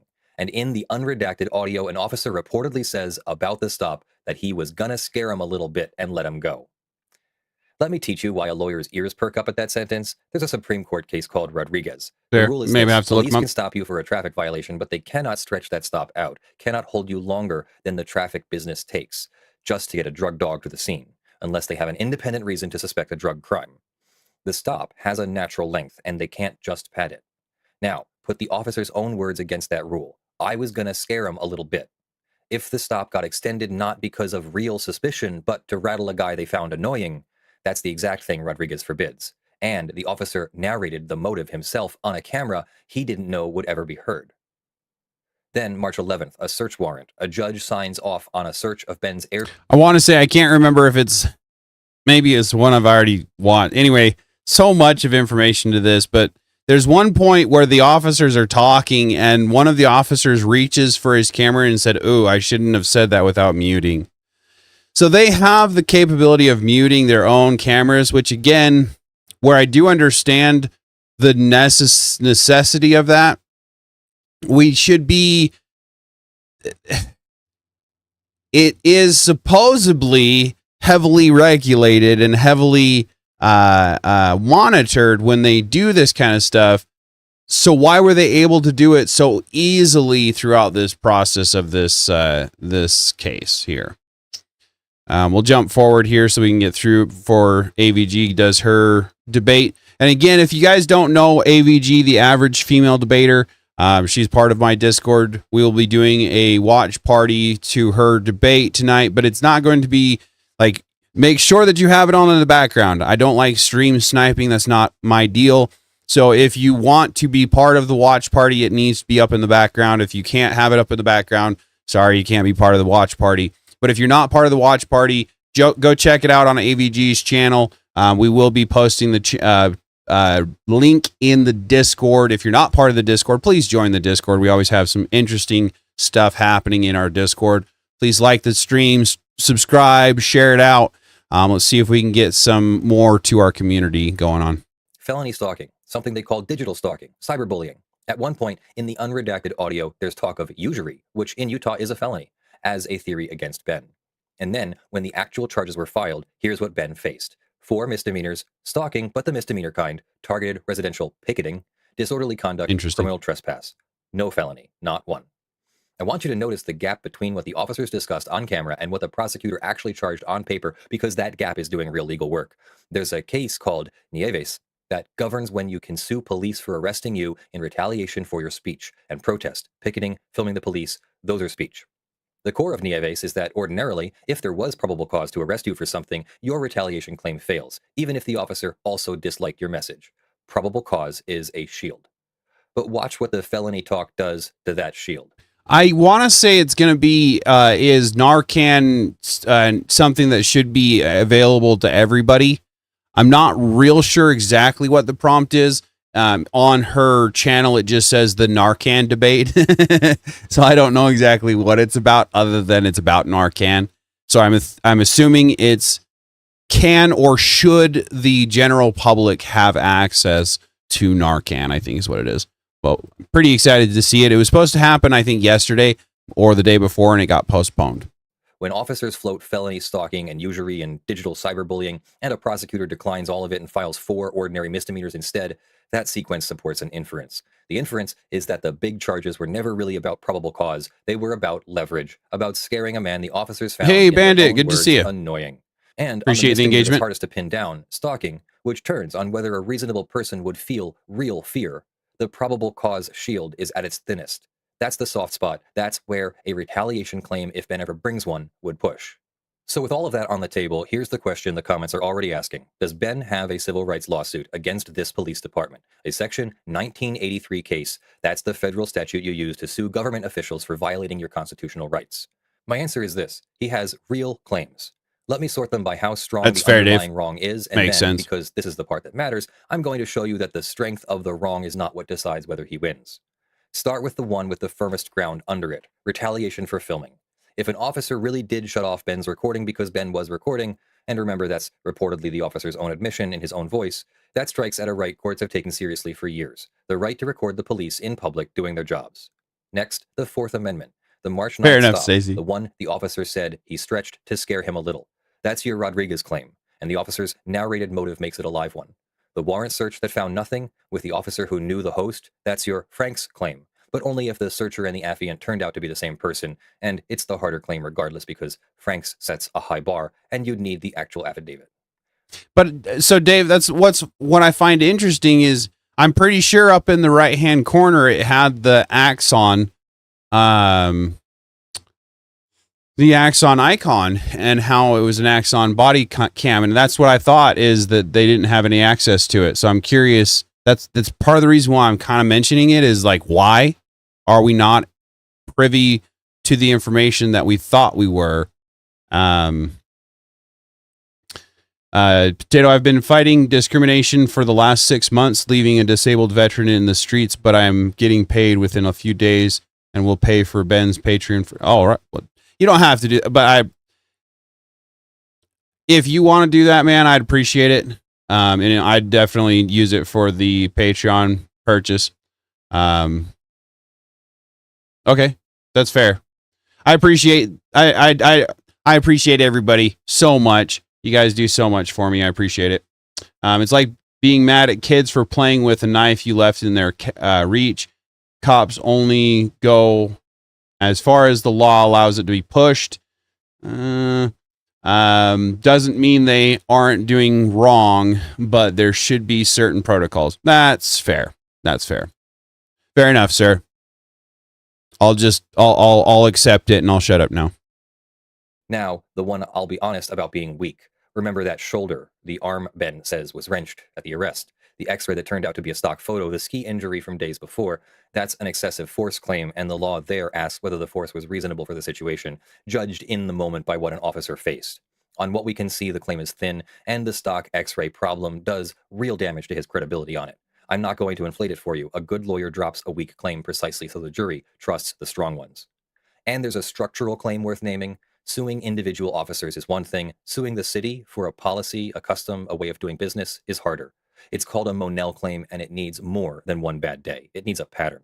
The recurring business of muting body cameras at decision points, the practice of broad redactions blamed on the county attorney. If discovery showed these were systemic, not one-offs, that's where a case against the department itself, not just the officers, would live.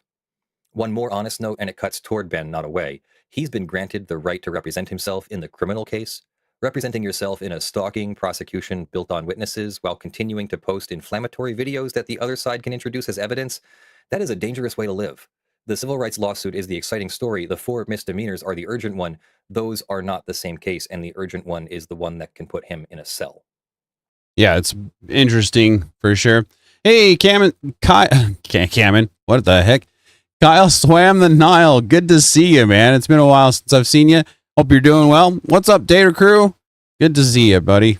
So that's the sort. A strong filming claim, a live Rodriguez claim, a hard Frank's claim, a weak force claim, a structural Monell claim that lives or dies in discovery. You'd think that ranking is the whole ballgame, that the strongest wrong wins and the weakest loses. It isn't. There's a doctrine that resorts all of it, and it doesn't care how bad the conduct was. It's actually fair, Dave. If it's older, they could have that access to it for sure. Makes sense. As technology advances, you can literally drive a car off of a lot and it's out of date. You buy a computer and you take it away and it's out of date, basically. So it makes sense for sure. So I'll jump through. So any of these videos that I try to share are typically in the description below. Depends upon what the Streamlabs and other companies that are causing me issues. Because there's been a couple times that I thought I did a description in the video and then it doesn't end up being a description in the video. make sure that it's just, yeah, it's okay. So videos, how many of them are in the covered? They should be in the description. But this one is another one. This one has been done within the last day. So he talks about some of the contradictions that he sees in the court cases and things like that.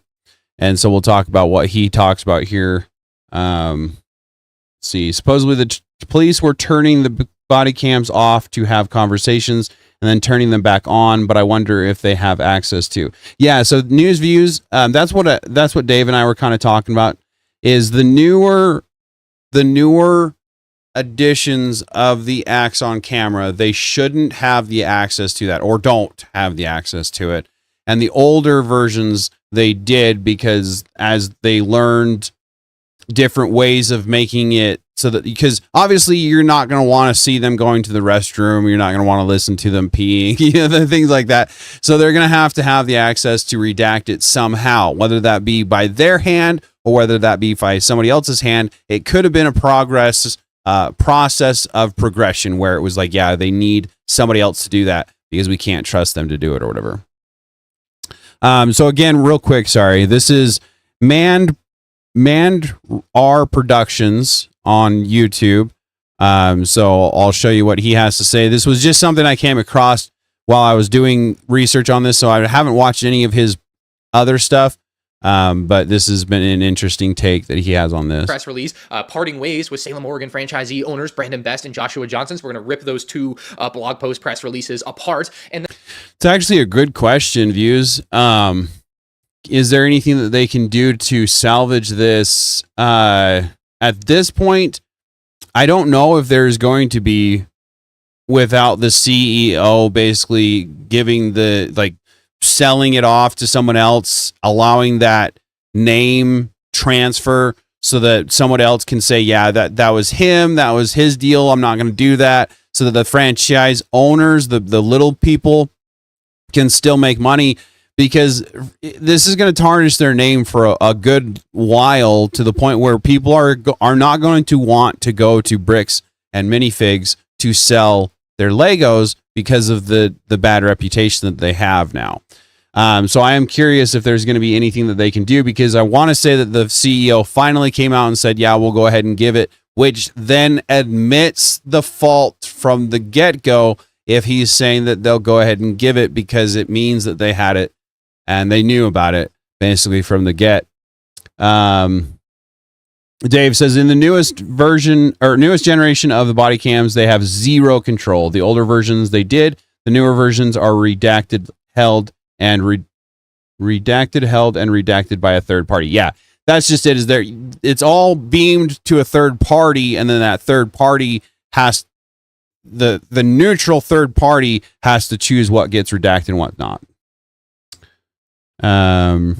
That's actually fair, Views. Letting all the franchisees to be released and rebrand to other company names, basically become their own companies of their own. The issue that I see with that is the fact that you have to be a certified Lego reseller or whatever. So I'm curious how that would work for all those little people, because there are other companies that do resell Legos. In this process, I found another creator, and he goes around the East Coast to multiple different kinds of bricks, kinds of distributors, so that you can go to somewhere other than Bricks and Minifigs now that they have such a bad reputation.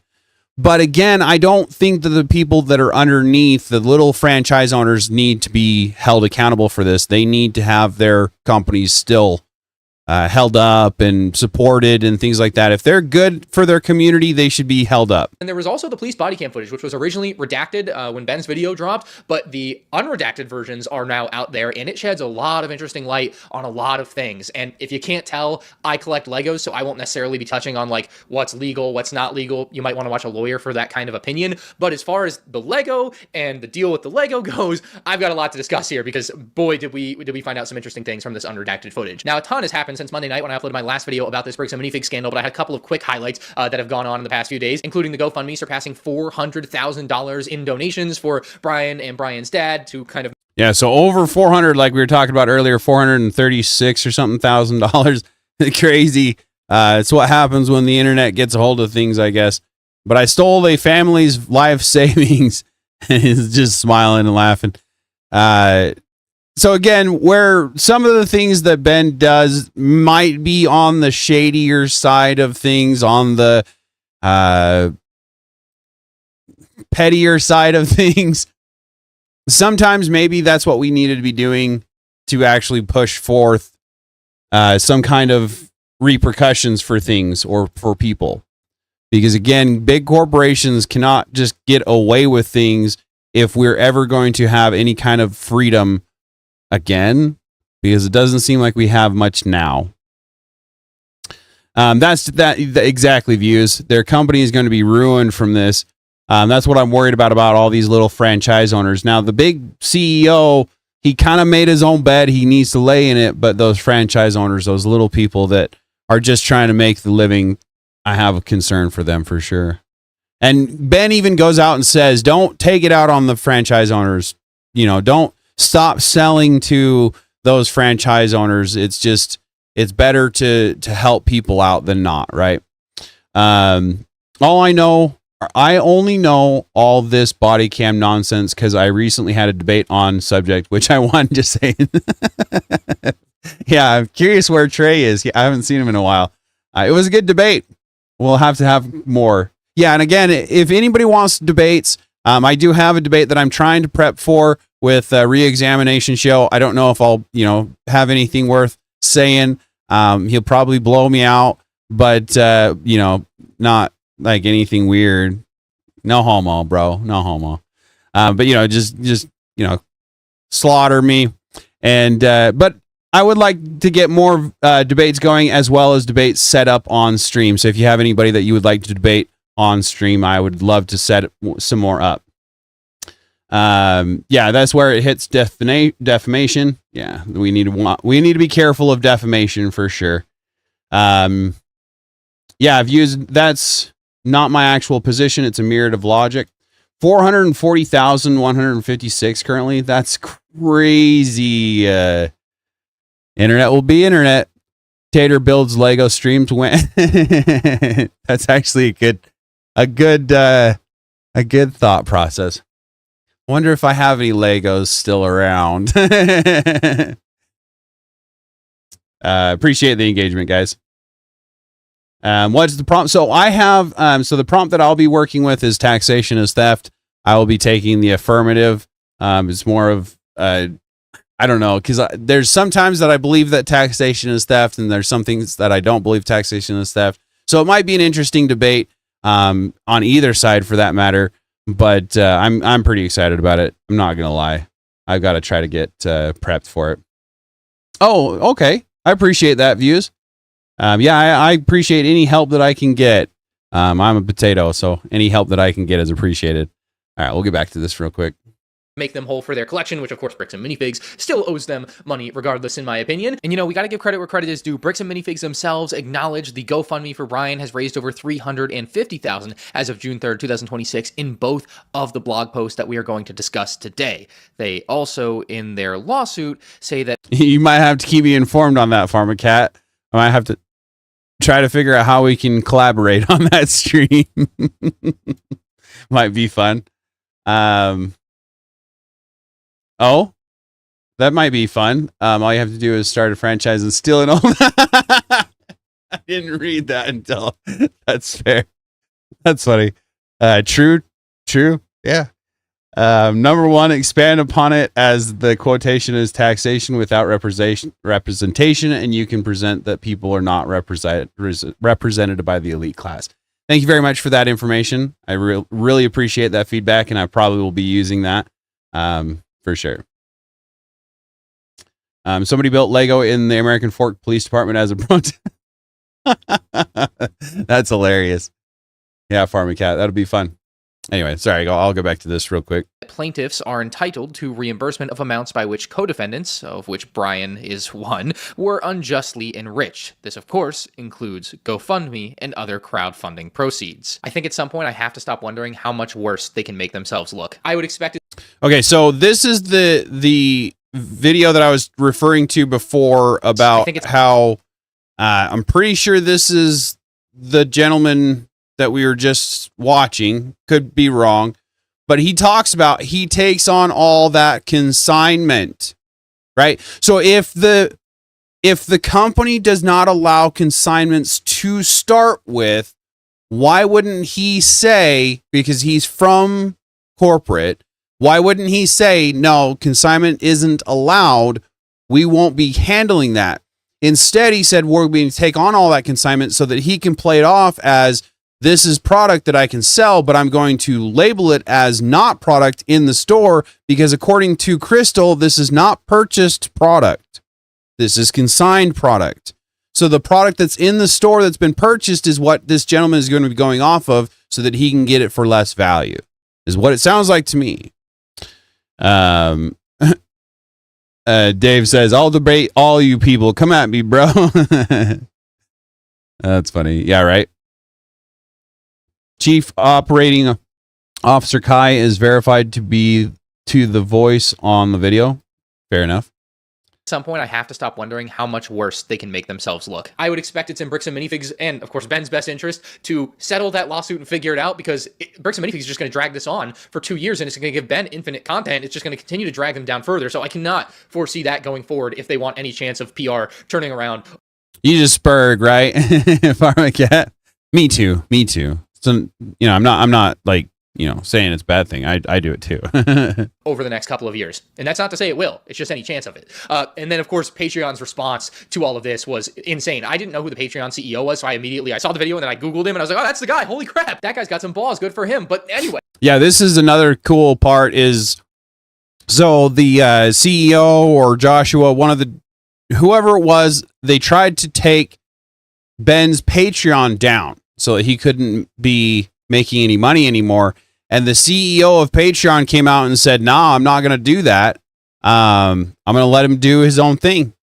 And I have a lot of respect for Patreon's CEO for that because there are other people that get taken down. And the fact that we've just had the stream, the Twitch streamer, right? That Twitch CEO doing that, all that garbage stuff. Maybe Patreon is a much better platform to be working with. I don't know.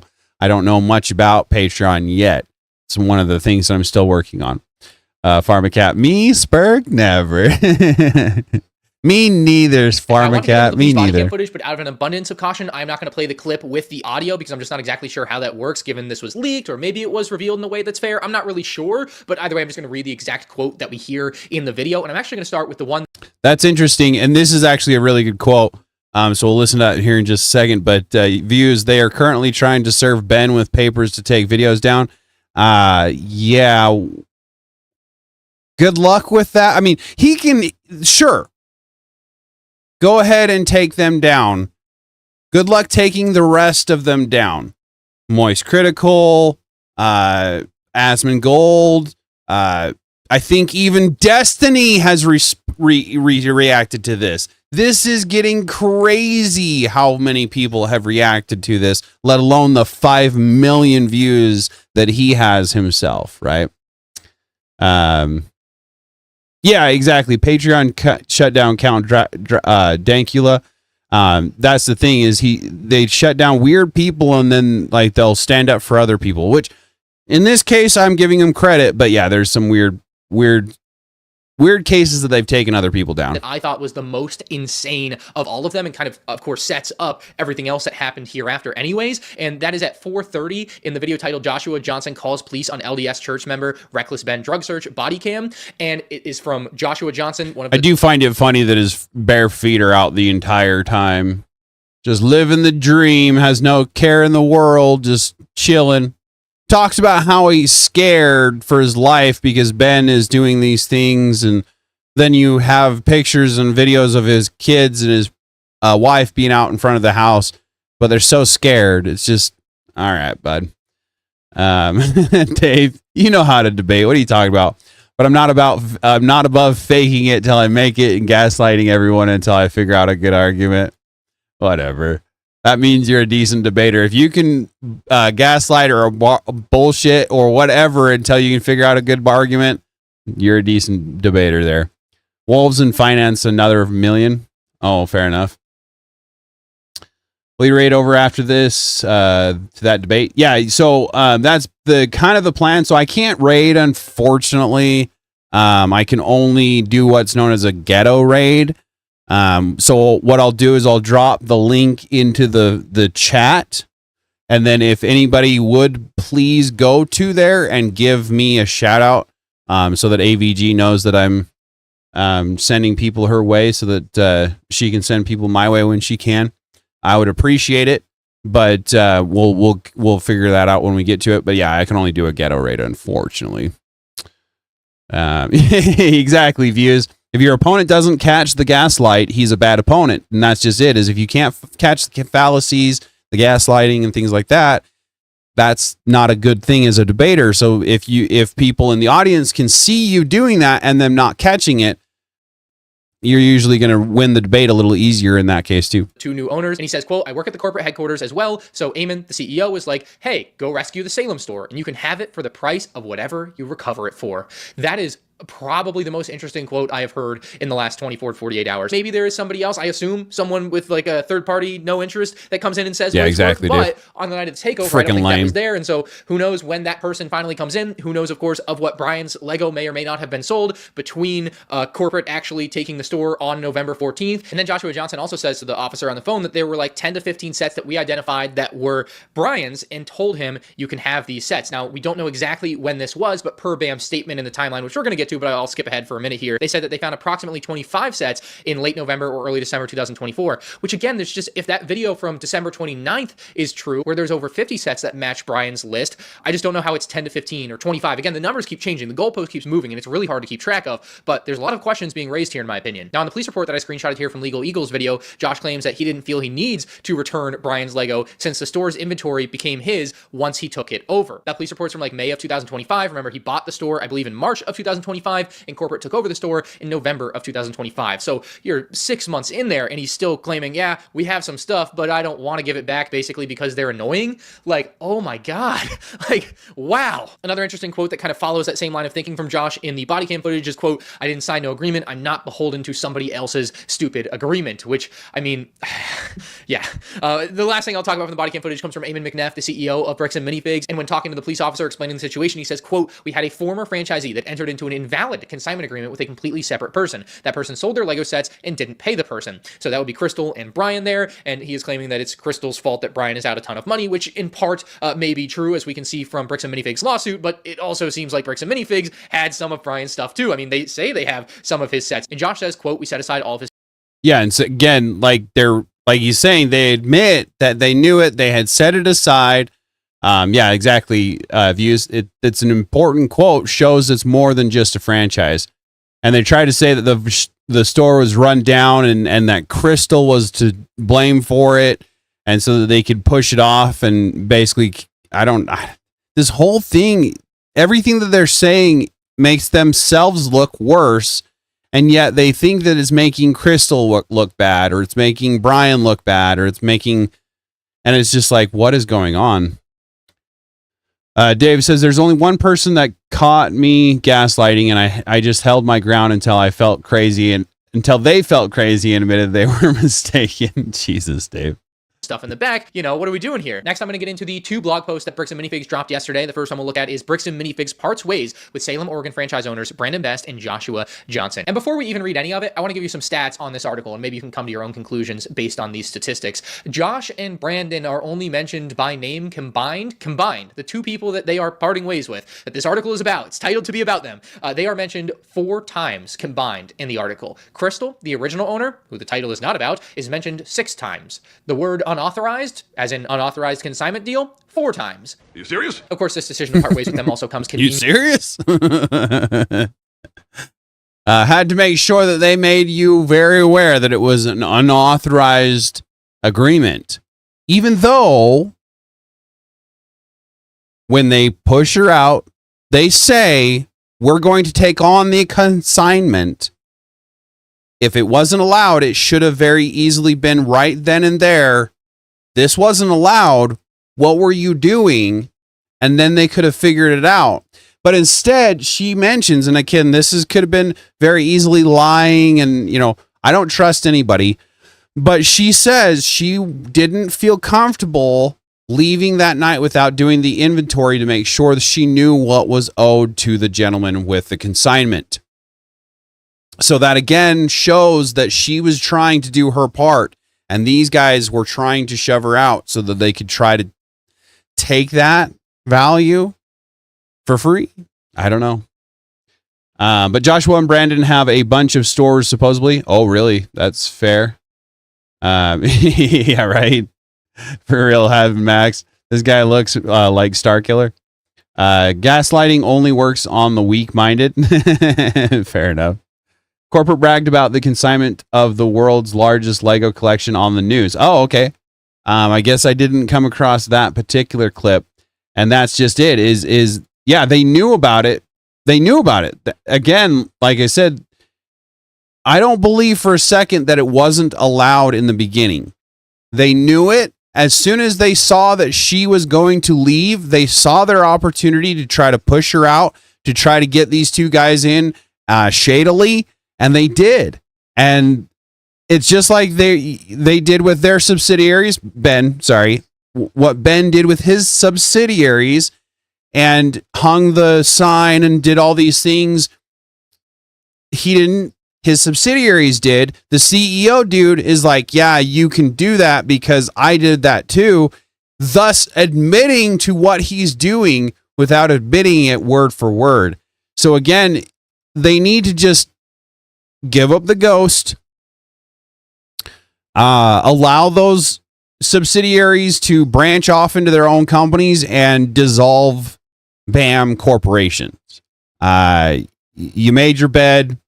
It is what it is. Try to do it again under a different name. I don't know, but the internet is not going to forget this. And brick by brick, they will tear down this company, and they do that throughout the entire video of Ben.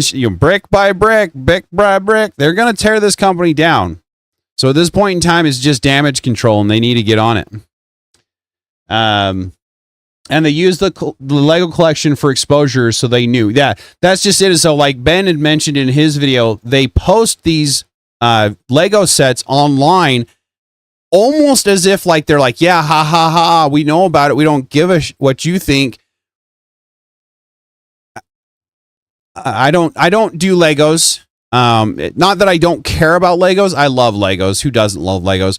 But I don't have time, so it's not like something I'm going out and I'm buying a lot of or anything like that. So I don't know what these sets look like comparatively to what is new, but it sounds like they're vintage, which means they're not going to be something that you're going to find in the stores on a normal basis. Meaning them posting it online is then admitting and accepting that they did consign those items, and thus meaning they have to either give them back or buy them at the consignment contract's price, whatever that is. And unless Brian Mansell put in the contract that they can have this stuff if they sell it to another person, that selling of that product, like, again, going to a car lot, signing a contract, and then them buying, then another corporation buying that contract out from underneath you, you don't just get to stop paying your car payment. That's not how life works. Yes, that is a loophole, supposedly. It's not a loophole that we Joe Schmoes can use, right? And this guy is a Joe Schmo. He needs to get used to it. The corporate says the rule book or the rules had changed, but the handbook says it's allowed. The corporate says the rules have changed. Really, so I'd heard that they basically said that it was not that. So they changed it, but are they admitting that they changed the rules? The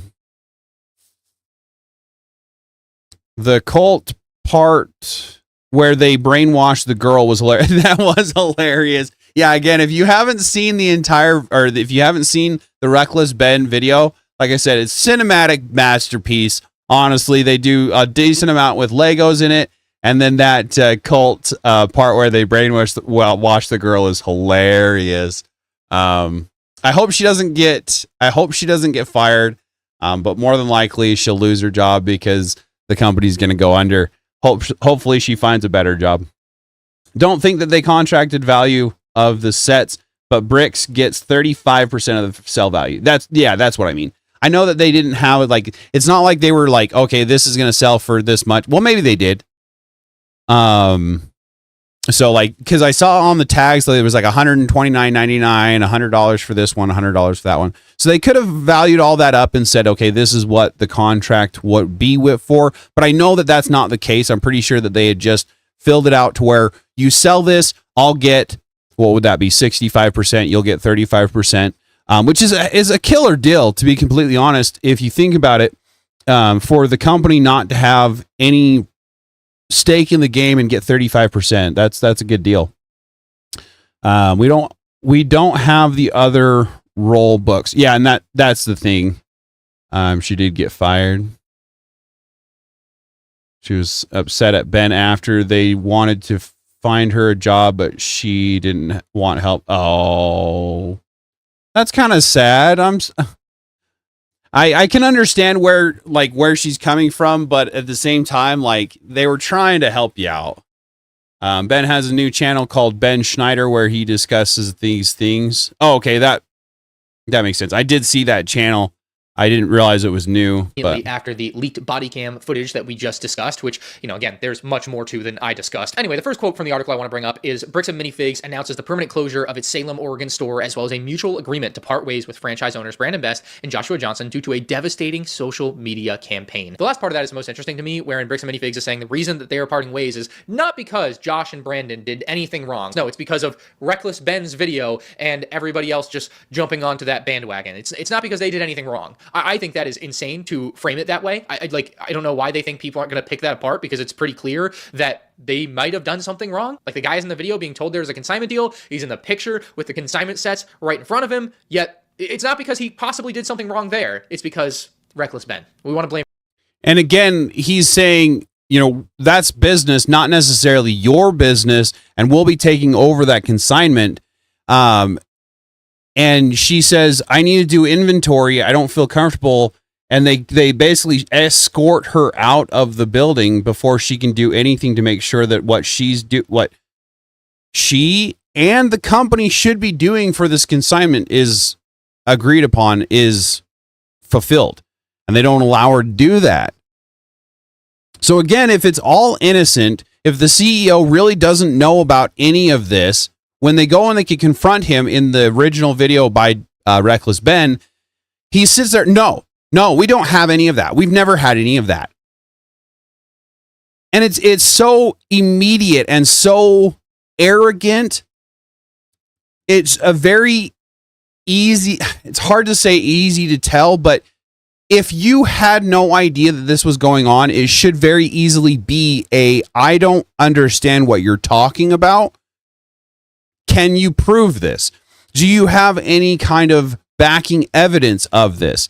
No, it is just immediately, no, we never had that. We never did that. But yet they, again, Views mentions, they show it multiple times on the news, online, on TV, that they have all these vintage sets on consignment. But yet they didn't know anything about it. If you're going to lie, you need to start from the get-go and lie. Don't lie. Just don't lie. Just accept your fate and do what you're supposed to be doing it.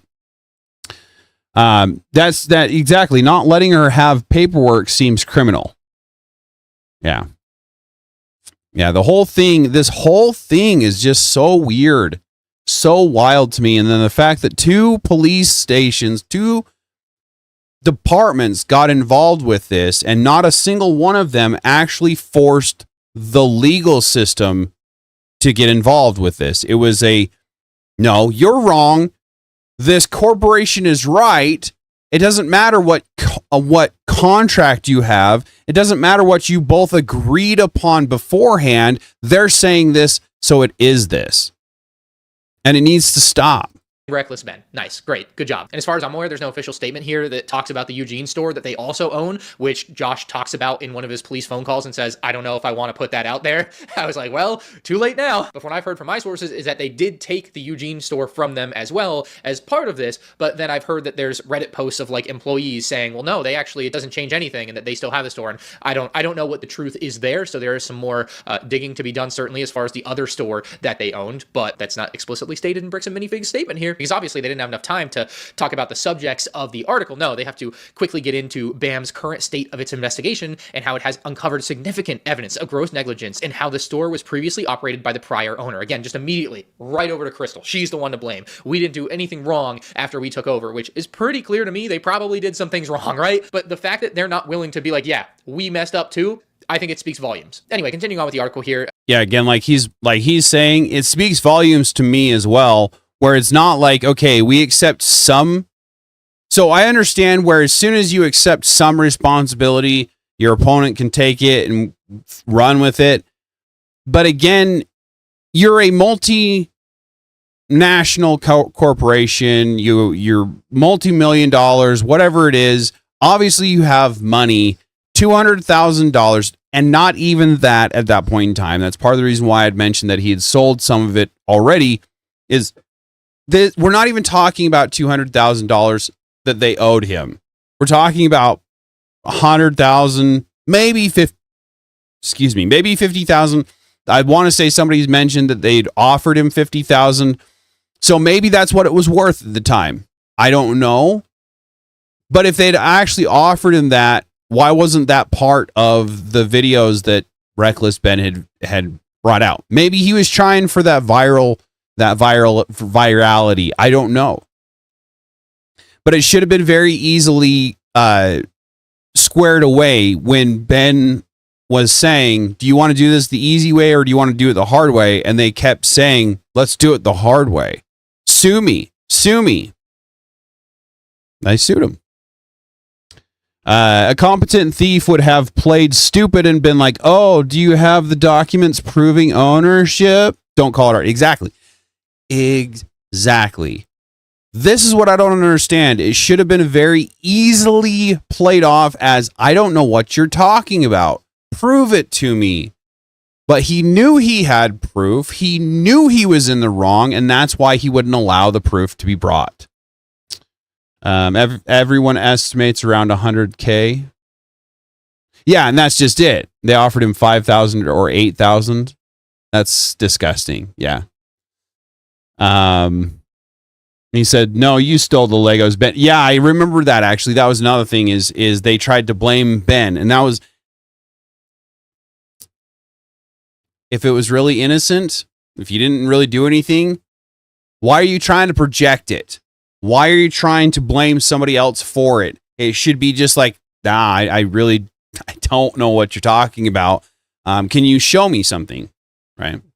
It says, as well as operational gaps during the transition and the subsequent management of document recovery. So to me, this feels like they're leaving the door open to say, hey, who knows what happened in these 3 or 4 months between corporate taking over the store and them actually selling the store to Joshua and Brandon in March of 2025. Like, it's a big part there. Operational gaps. That is a gap. Who knows what could have disappeared there, you know? That's a big question. And that's a question we may never have an answer to. The next part of the article here is a quote directly from Eamon, again, the CEO, talking kind of publicly here to Brian, saying, quote, we will ensure you are compensated for anything unaccounted for, including what Miss Law/Gorman failed to compensate you for without your knowledge. Which, if he had this is the whole thing, right? If they had just done— Hey, Beatrix, good to see ya. Haven't seen you in a couple streams. Hope you're doing all right. Appreciate the engagement. Yeah, this whole story is wild. I'm not sure if you've seen the whole thing or not, but this is the aftermath of it. Done that from the very beginning. This entire nightmare, this absolute disaster that has been the Bricks and Minifigs Lego scandal for Bricks and Minifigs doesn't happen. All of the pain and suffering for Brian isn't happening. All the trouble he's gone through, all the harassment they've claimed that Ben has brought to their store and all of that stuff, that never happens, right? You got to think about the domino effect here, the butterfly effect. And so yeah, so this was the first video that Ben shows. Now, I could be wrong. It might not have been the first one, but basically he walks into the store, asks, can I get these Legos? And before she even knows who he is, she's on her phone calling the CEO or the owner to say that she's being harassed. If it was really an honestly innocent thing, it should have been Brian Mansell.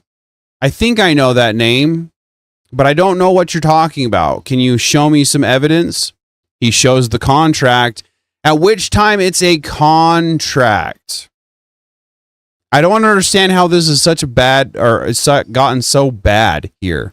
To their store and all of that stuff. That never happens, right? You got to think about the domino effect here, the butterfly effect. And it's so frustrating that it took like over 10 days for them to finally say, hey, yeah, we will make you whole for everything. Our bad, basically, is what that's saying. Why did it take 10 days? I mean, the first day Ben's video dropped, he should have been like, oh, shoot, yes, we really effed up here. We'll make you whole on everything. Our bad, yes. But instead, the prior 10 days have happened, and every day it gets crazier and crazier and crazier. Like, they just kept saying they wouldn't cave to an online circus, I believe is what they called it.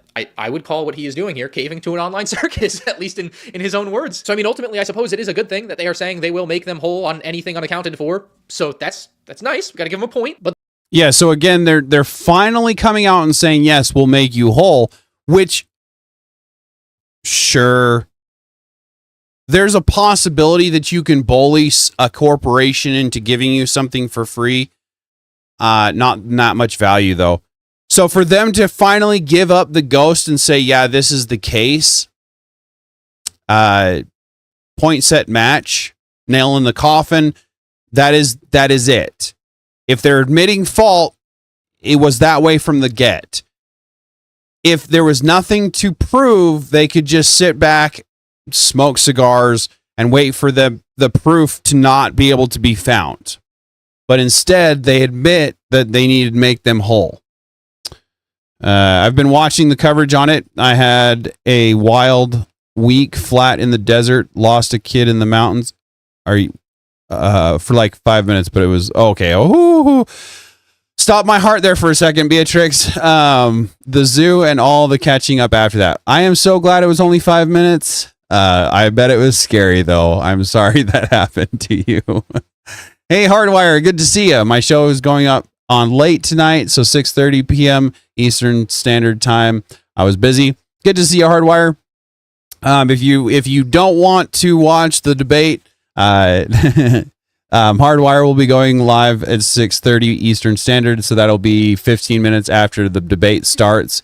So I'll drop the debate into the chat, and then just make sure you remember that that Hardwire is live. Give him some love, if nothing else. Go over, give him some chats, hit the like button, and if you're not subscribed to him, subscribe to him and AVG for sure. Yeah, Beatrix, I can only imagine that would be scary. Oh my goodness. the fact that it took so long is unbelievable.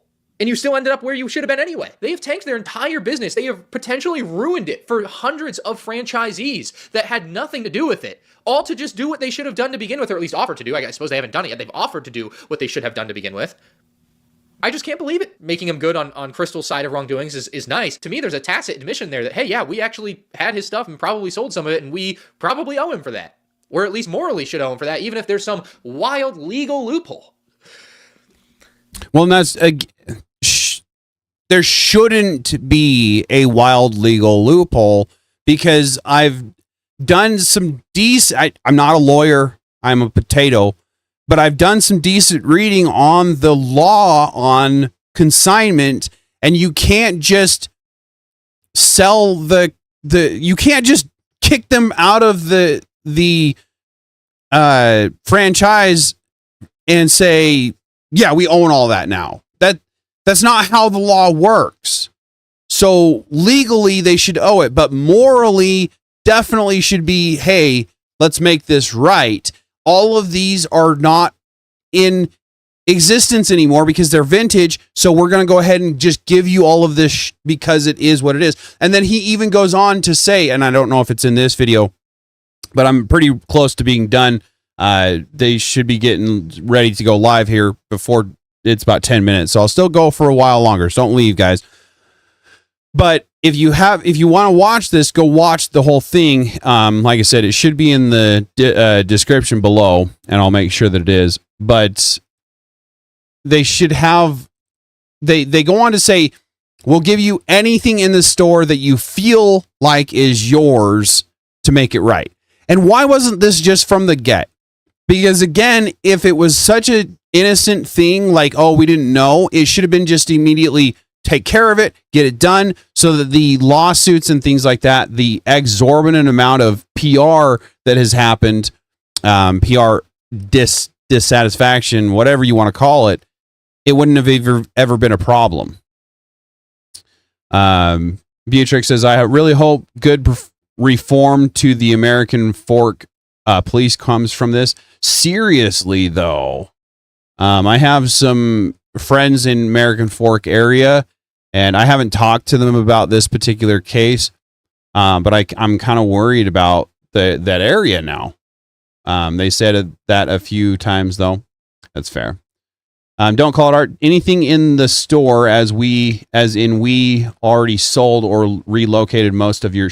That's actually a fair fucking point. I didn't even think about that. It's fair. Fucking ridiculous. I hope that's not the case. Not gonna hold my breath, but I hope that's not the case. They say it and then turn around and ask why they've been harassed. Yeah, exactly. That's the problem. So I'm getting worked up. Next paragraph. Yeah, I'm getting kind of worked up over this case because again, the public needs better defense of our rights and things like this. When the police department is in cahoots with it, is not a good sign. Quote, the investigation also produced new documentation that dramatically challenges the speculative social media narrative around the Mansell collection. Evidence shows there were 3 sets of books being managed by the previous owner, Miss Law/Gorman, regarding the collection, all with different accounts of what was sold and more reliable high-end market values for the entire collection, which is more accurately estimated at $95,000 to $100,000. Obviously, so again, they're trying to push it off as, oh, it's on her. She didn't keep good books. She didn't keep track of what we owe him. So we just don't owe him anything. But it doesn't matter because the sets are still in the store.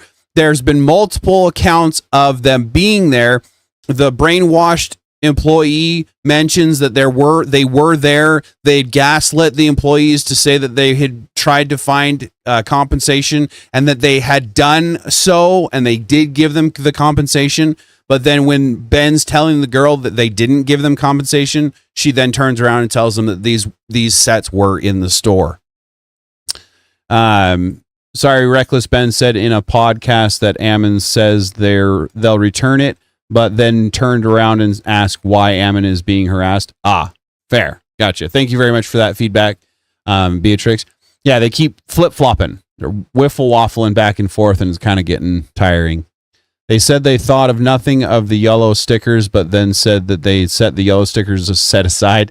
Thought nothing, but did something. Bad logic. Exactly. That's just it, right? Oh, this isn't anything, but we're not going to put it out on the shelves because we don't think it's anything. We're going to keep it back in the back. We're going to separate it, but because we don't think it's anything, we're going to keep it. We're going to keep it. We're going to keep it separated. We're going to keep it special, but it's not special. Yeah, this whole thing doesn't make much sense to me at all. The number most people are talking about out there is 200,000. And I just look, I agree that the collection is probably not worth 200,000, or it wasn't worth 200,000. Now it's probably worth $1 million with all the social media attention. Yeah. Again, I don't know the list. I didn't ever get a inventory list. It's not like I'm personally involved with this. So I don't know what the value of it was. I just know what they were saying, that it was valued at up to $200,000.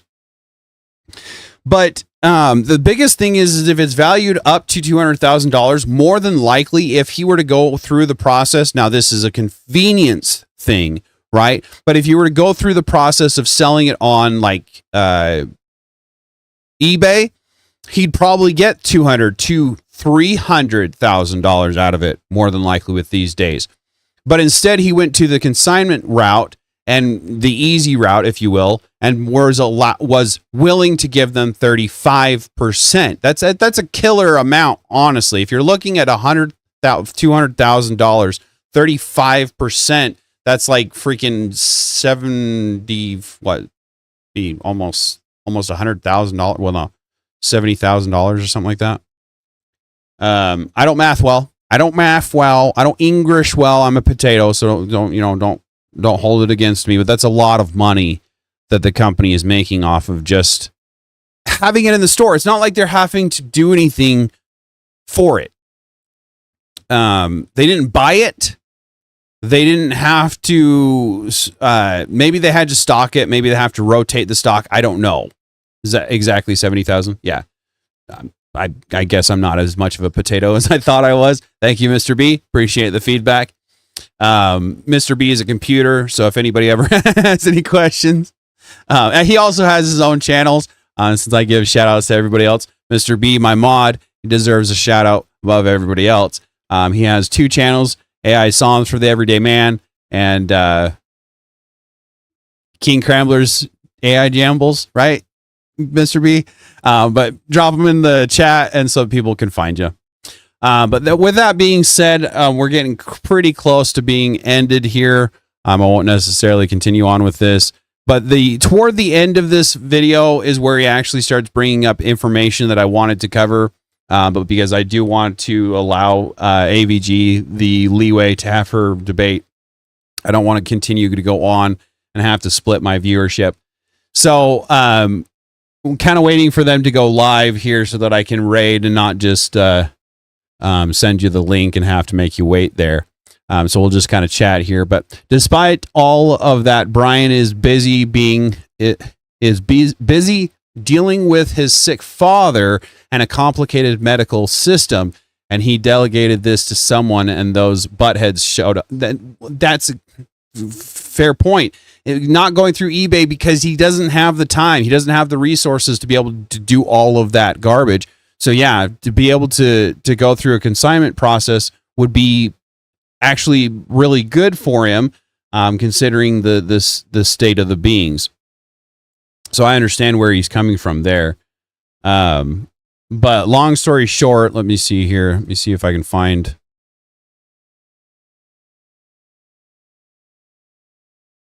Yeah, due to the online disparagement campaign of Reckless Ben, BAM and franchise owner Brandon Best and Joshua Johnson were forced to temporarily close their store on January 4th. The permanent closure of the Salem, Oregon store and mutual separation between the company, Brandon, and Josh was announced. On 5/28/2026, the Utah 4th Judicial County or Court issued a temporary restraining order requiring that the videos containing the allegedly defamation content be taken down. And again, that's good luck taking them all down, I guess. I mean, they will be able to if they really want to, but we're talking about our First Amendment rights for everyone at this point in time. Moist Critical, Destiny, myself, all of these people are covering this at this point in time. So not all of them are going to be able to be easily just taken down like that. I'm still waiting for AVG to go live. They're just waiting for her to come on, I guess, or something like that. So I'm not sure exactly what's going on. Remember, Brian says the entire store on opening was his collection. Maybe a slight exaggeration, but it is interesting. Yeah, and that's just it, is half to 90% of the store being his collection. Regardless of how much it was, there was a lot of his product. Again, they didn't have to purchase it. So how much money were they actually making with it being 35%? Now, of course, they're not going to make, say, the kit is $129.99. They get 35% of that. They're not going to get the whole $129. But if they were to have purchased it for wholesale, they would have purchased it at $80 and would have made $30. So in reality, they're basically making the same amount without having to do any of the work to get that profit. So they were being benefited by it and still went out of their way to cancel this agreement with him, basically. Hopefully this debate is going to happen. I guess it's only 4:15 now, so they just have a little bit of time here. As part of the proposed sit-down meeting, BAM even indicated a willingness to potentially dismiss Brian personally as a named defendant in its lawsuit against Reckless Ben and other related to the defamatory online videos and other misconduct referenced therein. As far as I'm concerned, they shouldn't be able to do anything with Brian, and that's kind of, I think, and I could be wrong, but that's, I think, why Ben was as standoffish with Brian being part of it. So the way that I would have done it is like, there's certain things that I would have had Brian go in and deal with, because he is the one that with the contract, he is the one with everything included, and I don't think he was trespassed from the location. So every time that Ben went back to the location, it should have been Brian to be able to hold ground a little bit easier. Now, with the fact that his father was having the medical issues, I don't know if I would have made him go back myself. Reported uses of opium date back to Sorry about that, guys. Apparently the debate just started, or AVG just finally got it up on her screen. One of the two. So with that being said, I'll go ahead and wrap up here. But like I said, check this out. He goes through some more information toward the end there. And again, if it's not part of the description, I'll try to get it in there right quick. And with that being said, I will wrap up here. Give me just a sec. Let me get her. Sorry about that, guys. Okay, so I've just copied her into the chat. So that is the link to AVG's channel. Appreciate you, Bird. Good to see you, as always. Greatly appreciate the engagement. And take care of yourselves. Christ is God, of course. But as for everybody else, please take care of yourselves out there. Remember those Second Amendment rights within the United States. Your response time will always be faster than that of the police, and I want to keep you all around. Those outside of the United States, please take care of yourselves the best way that you know how. As always, you are important as well. And for now, the Potato signing off, and enjoy the debate, guys. I'll see you there.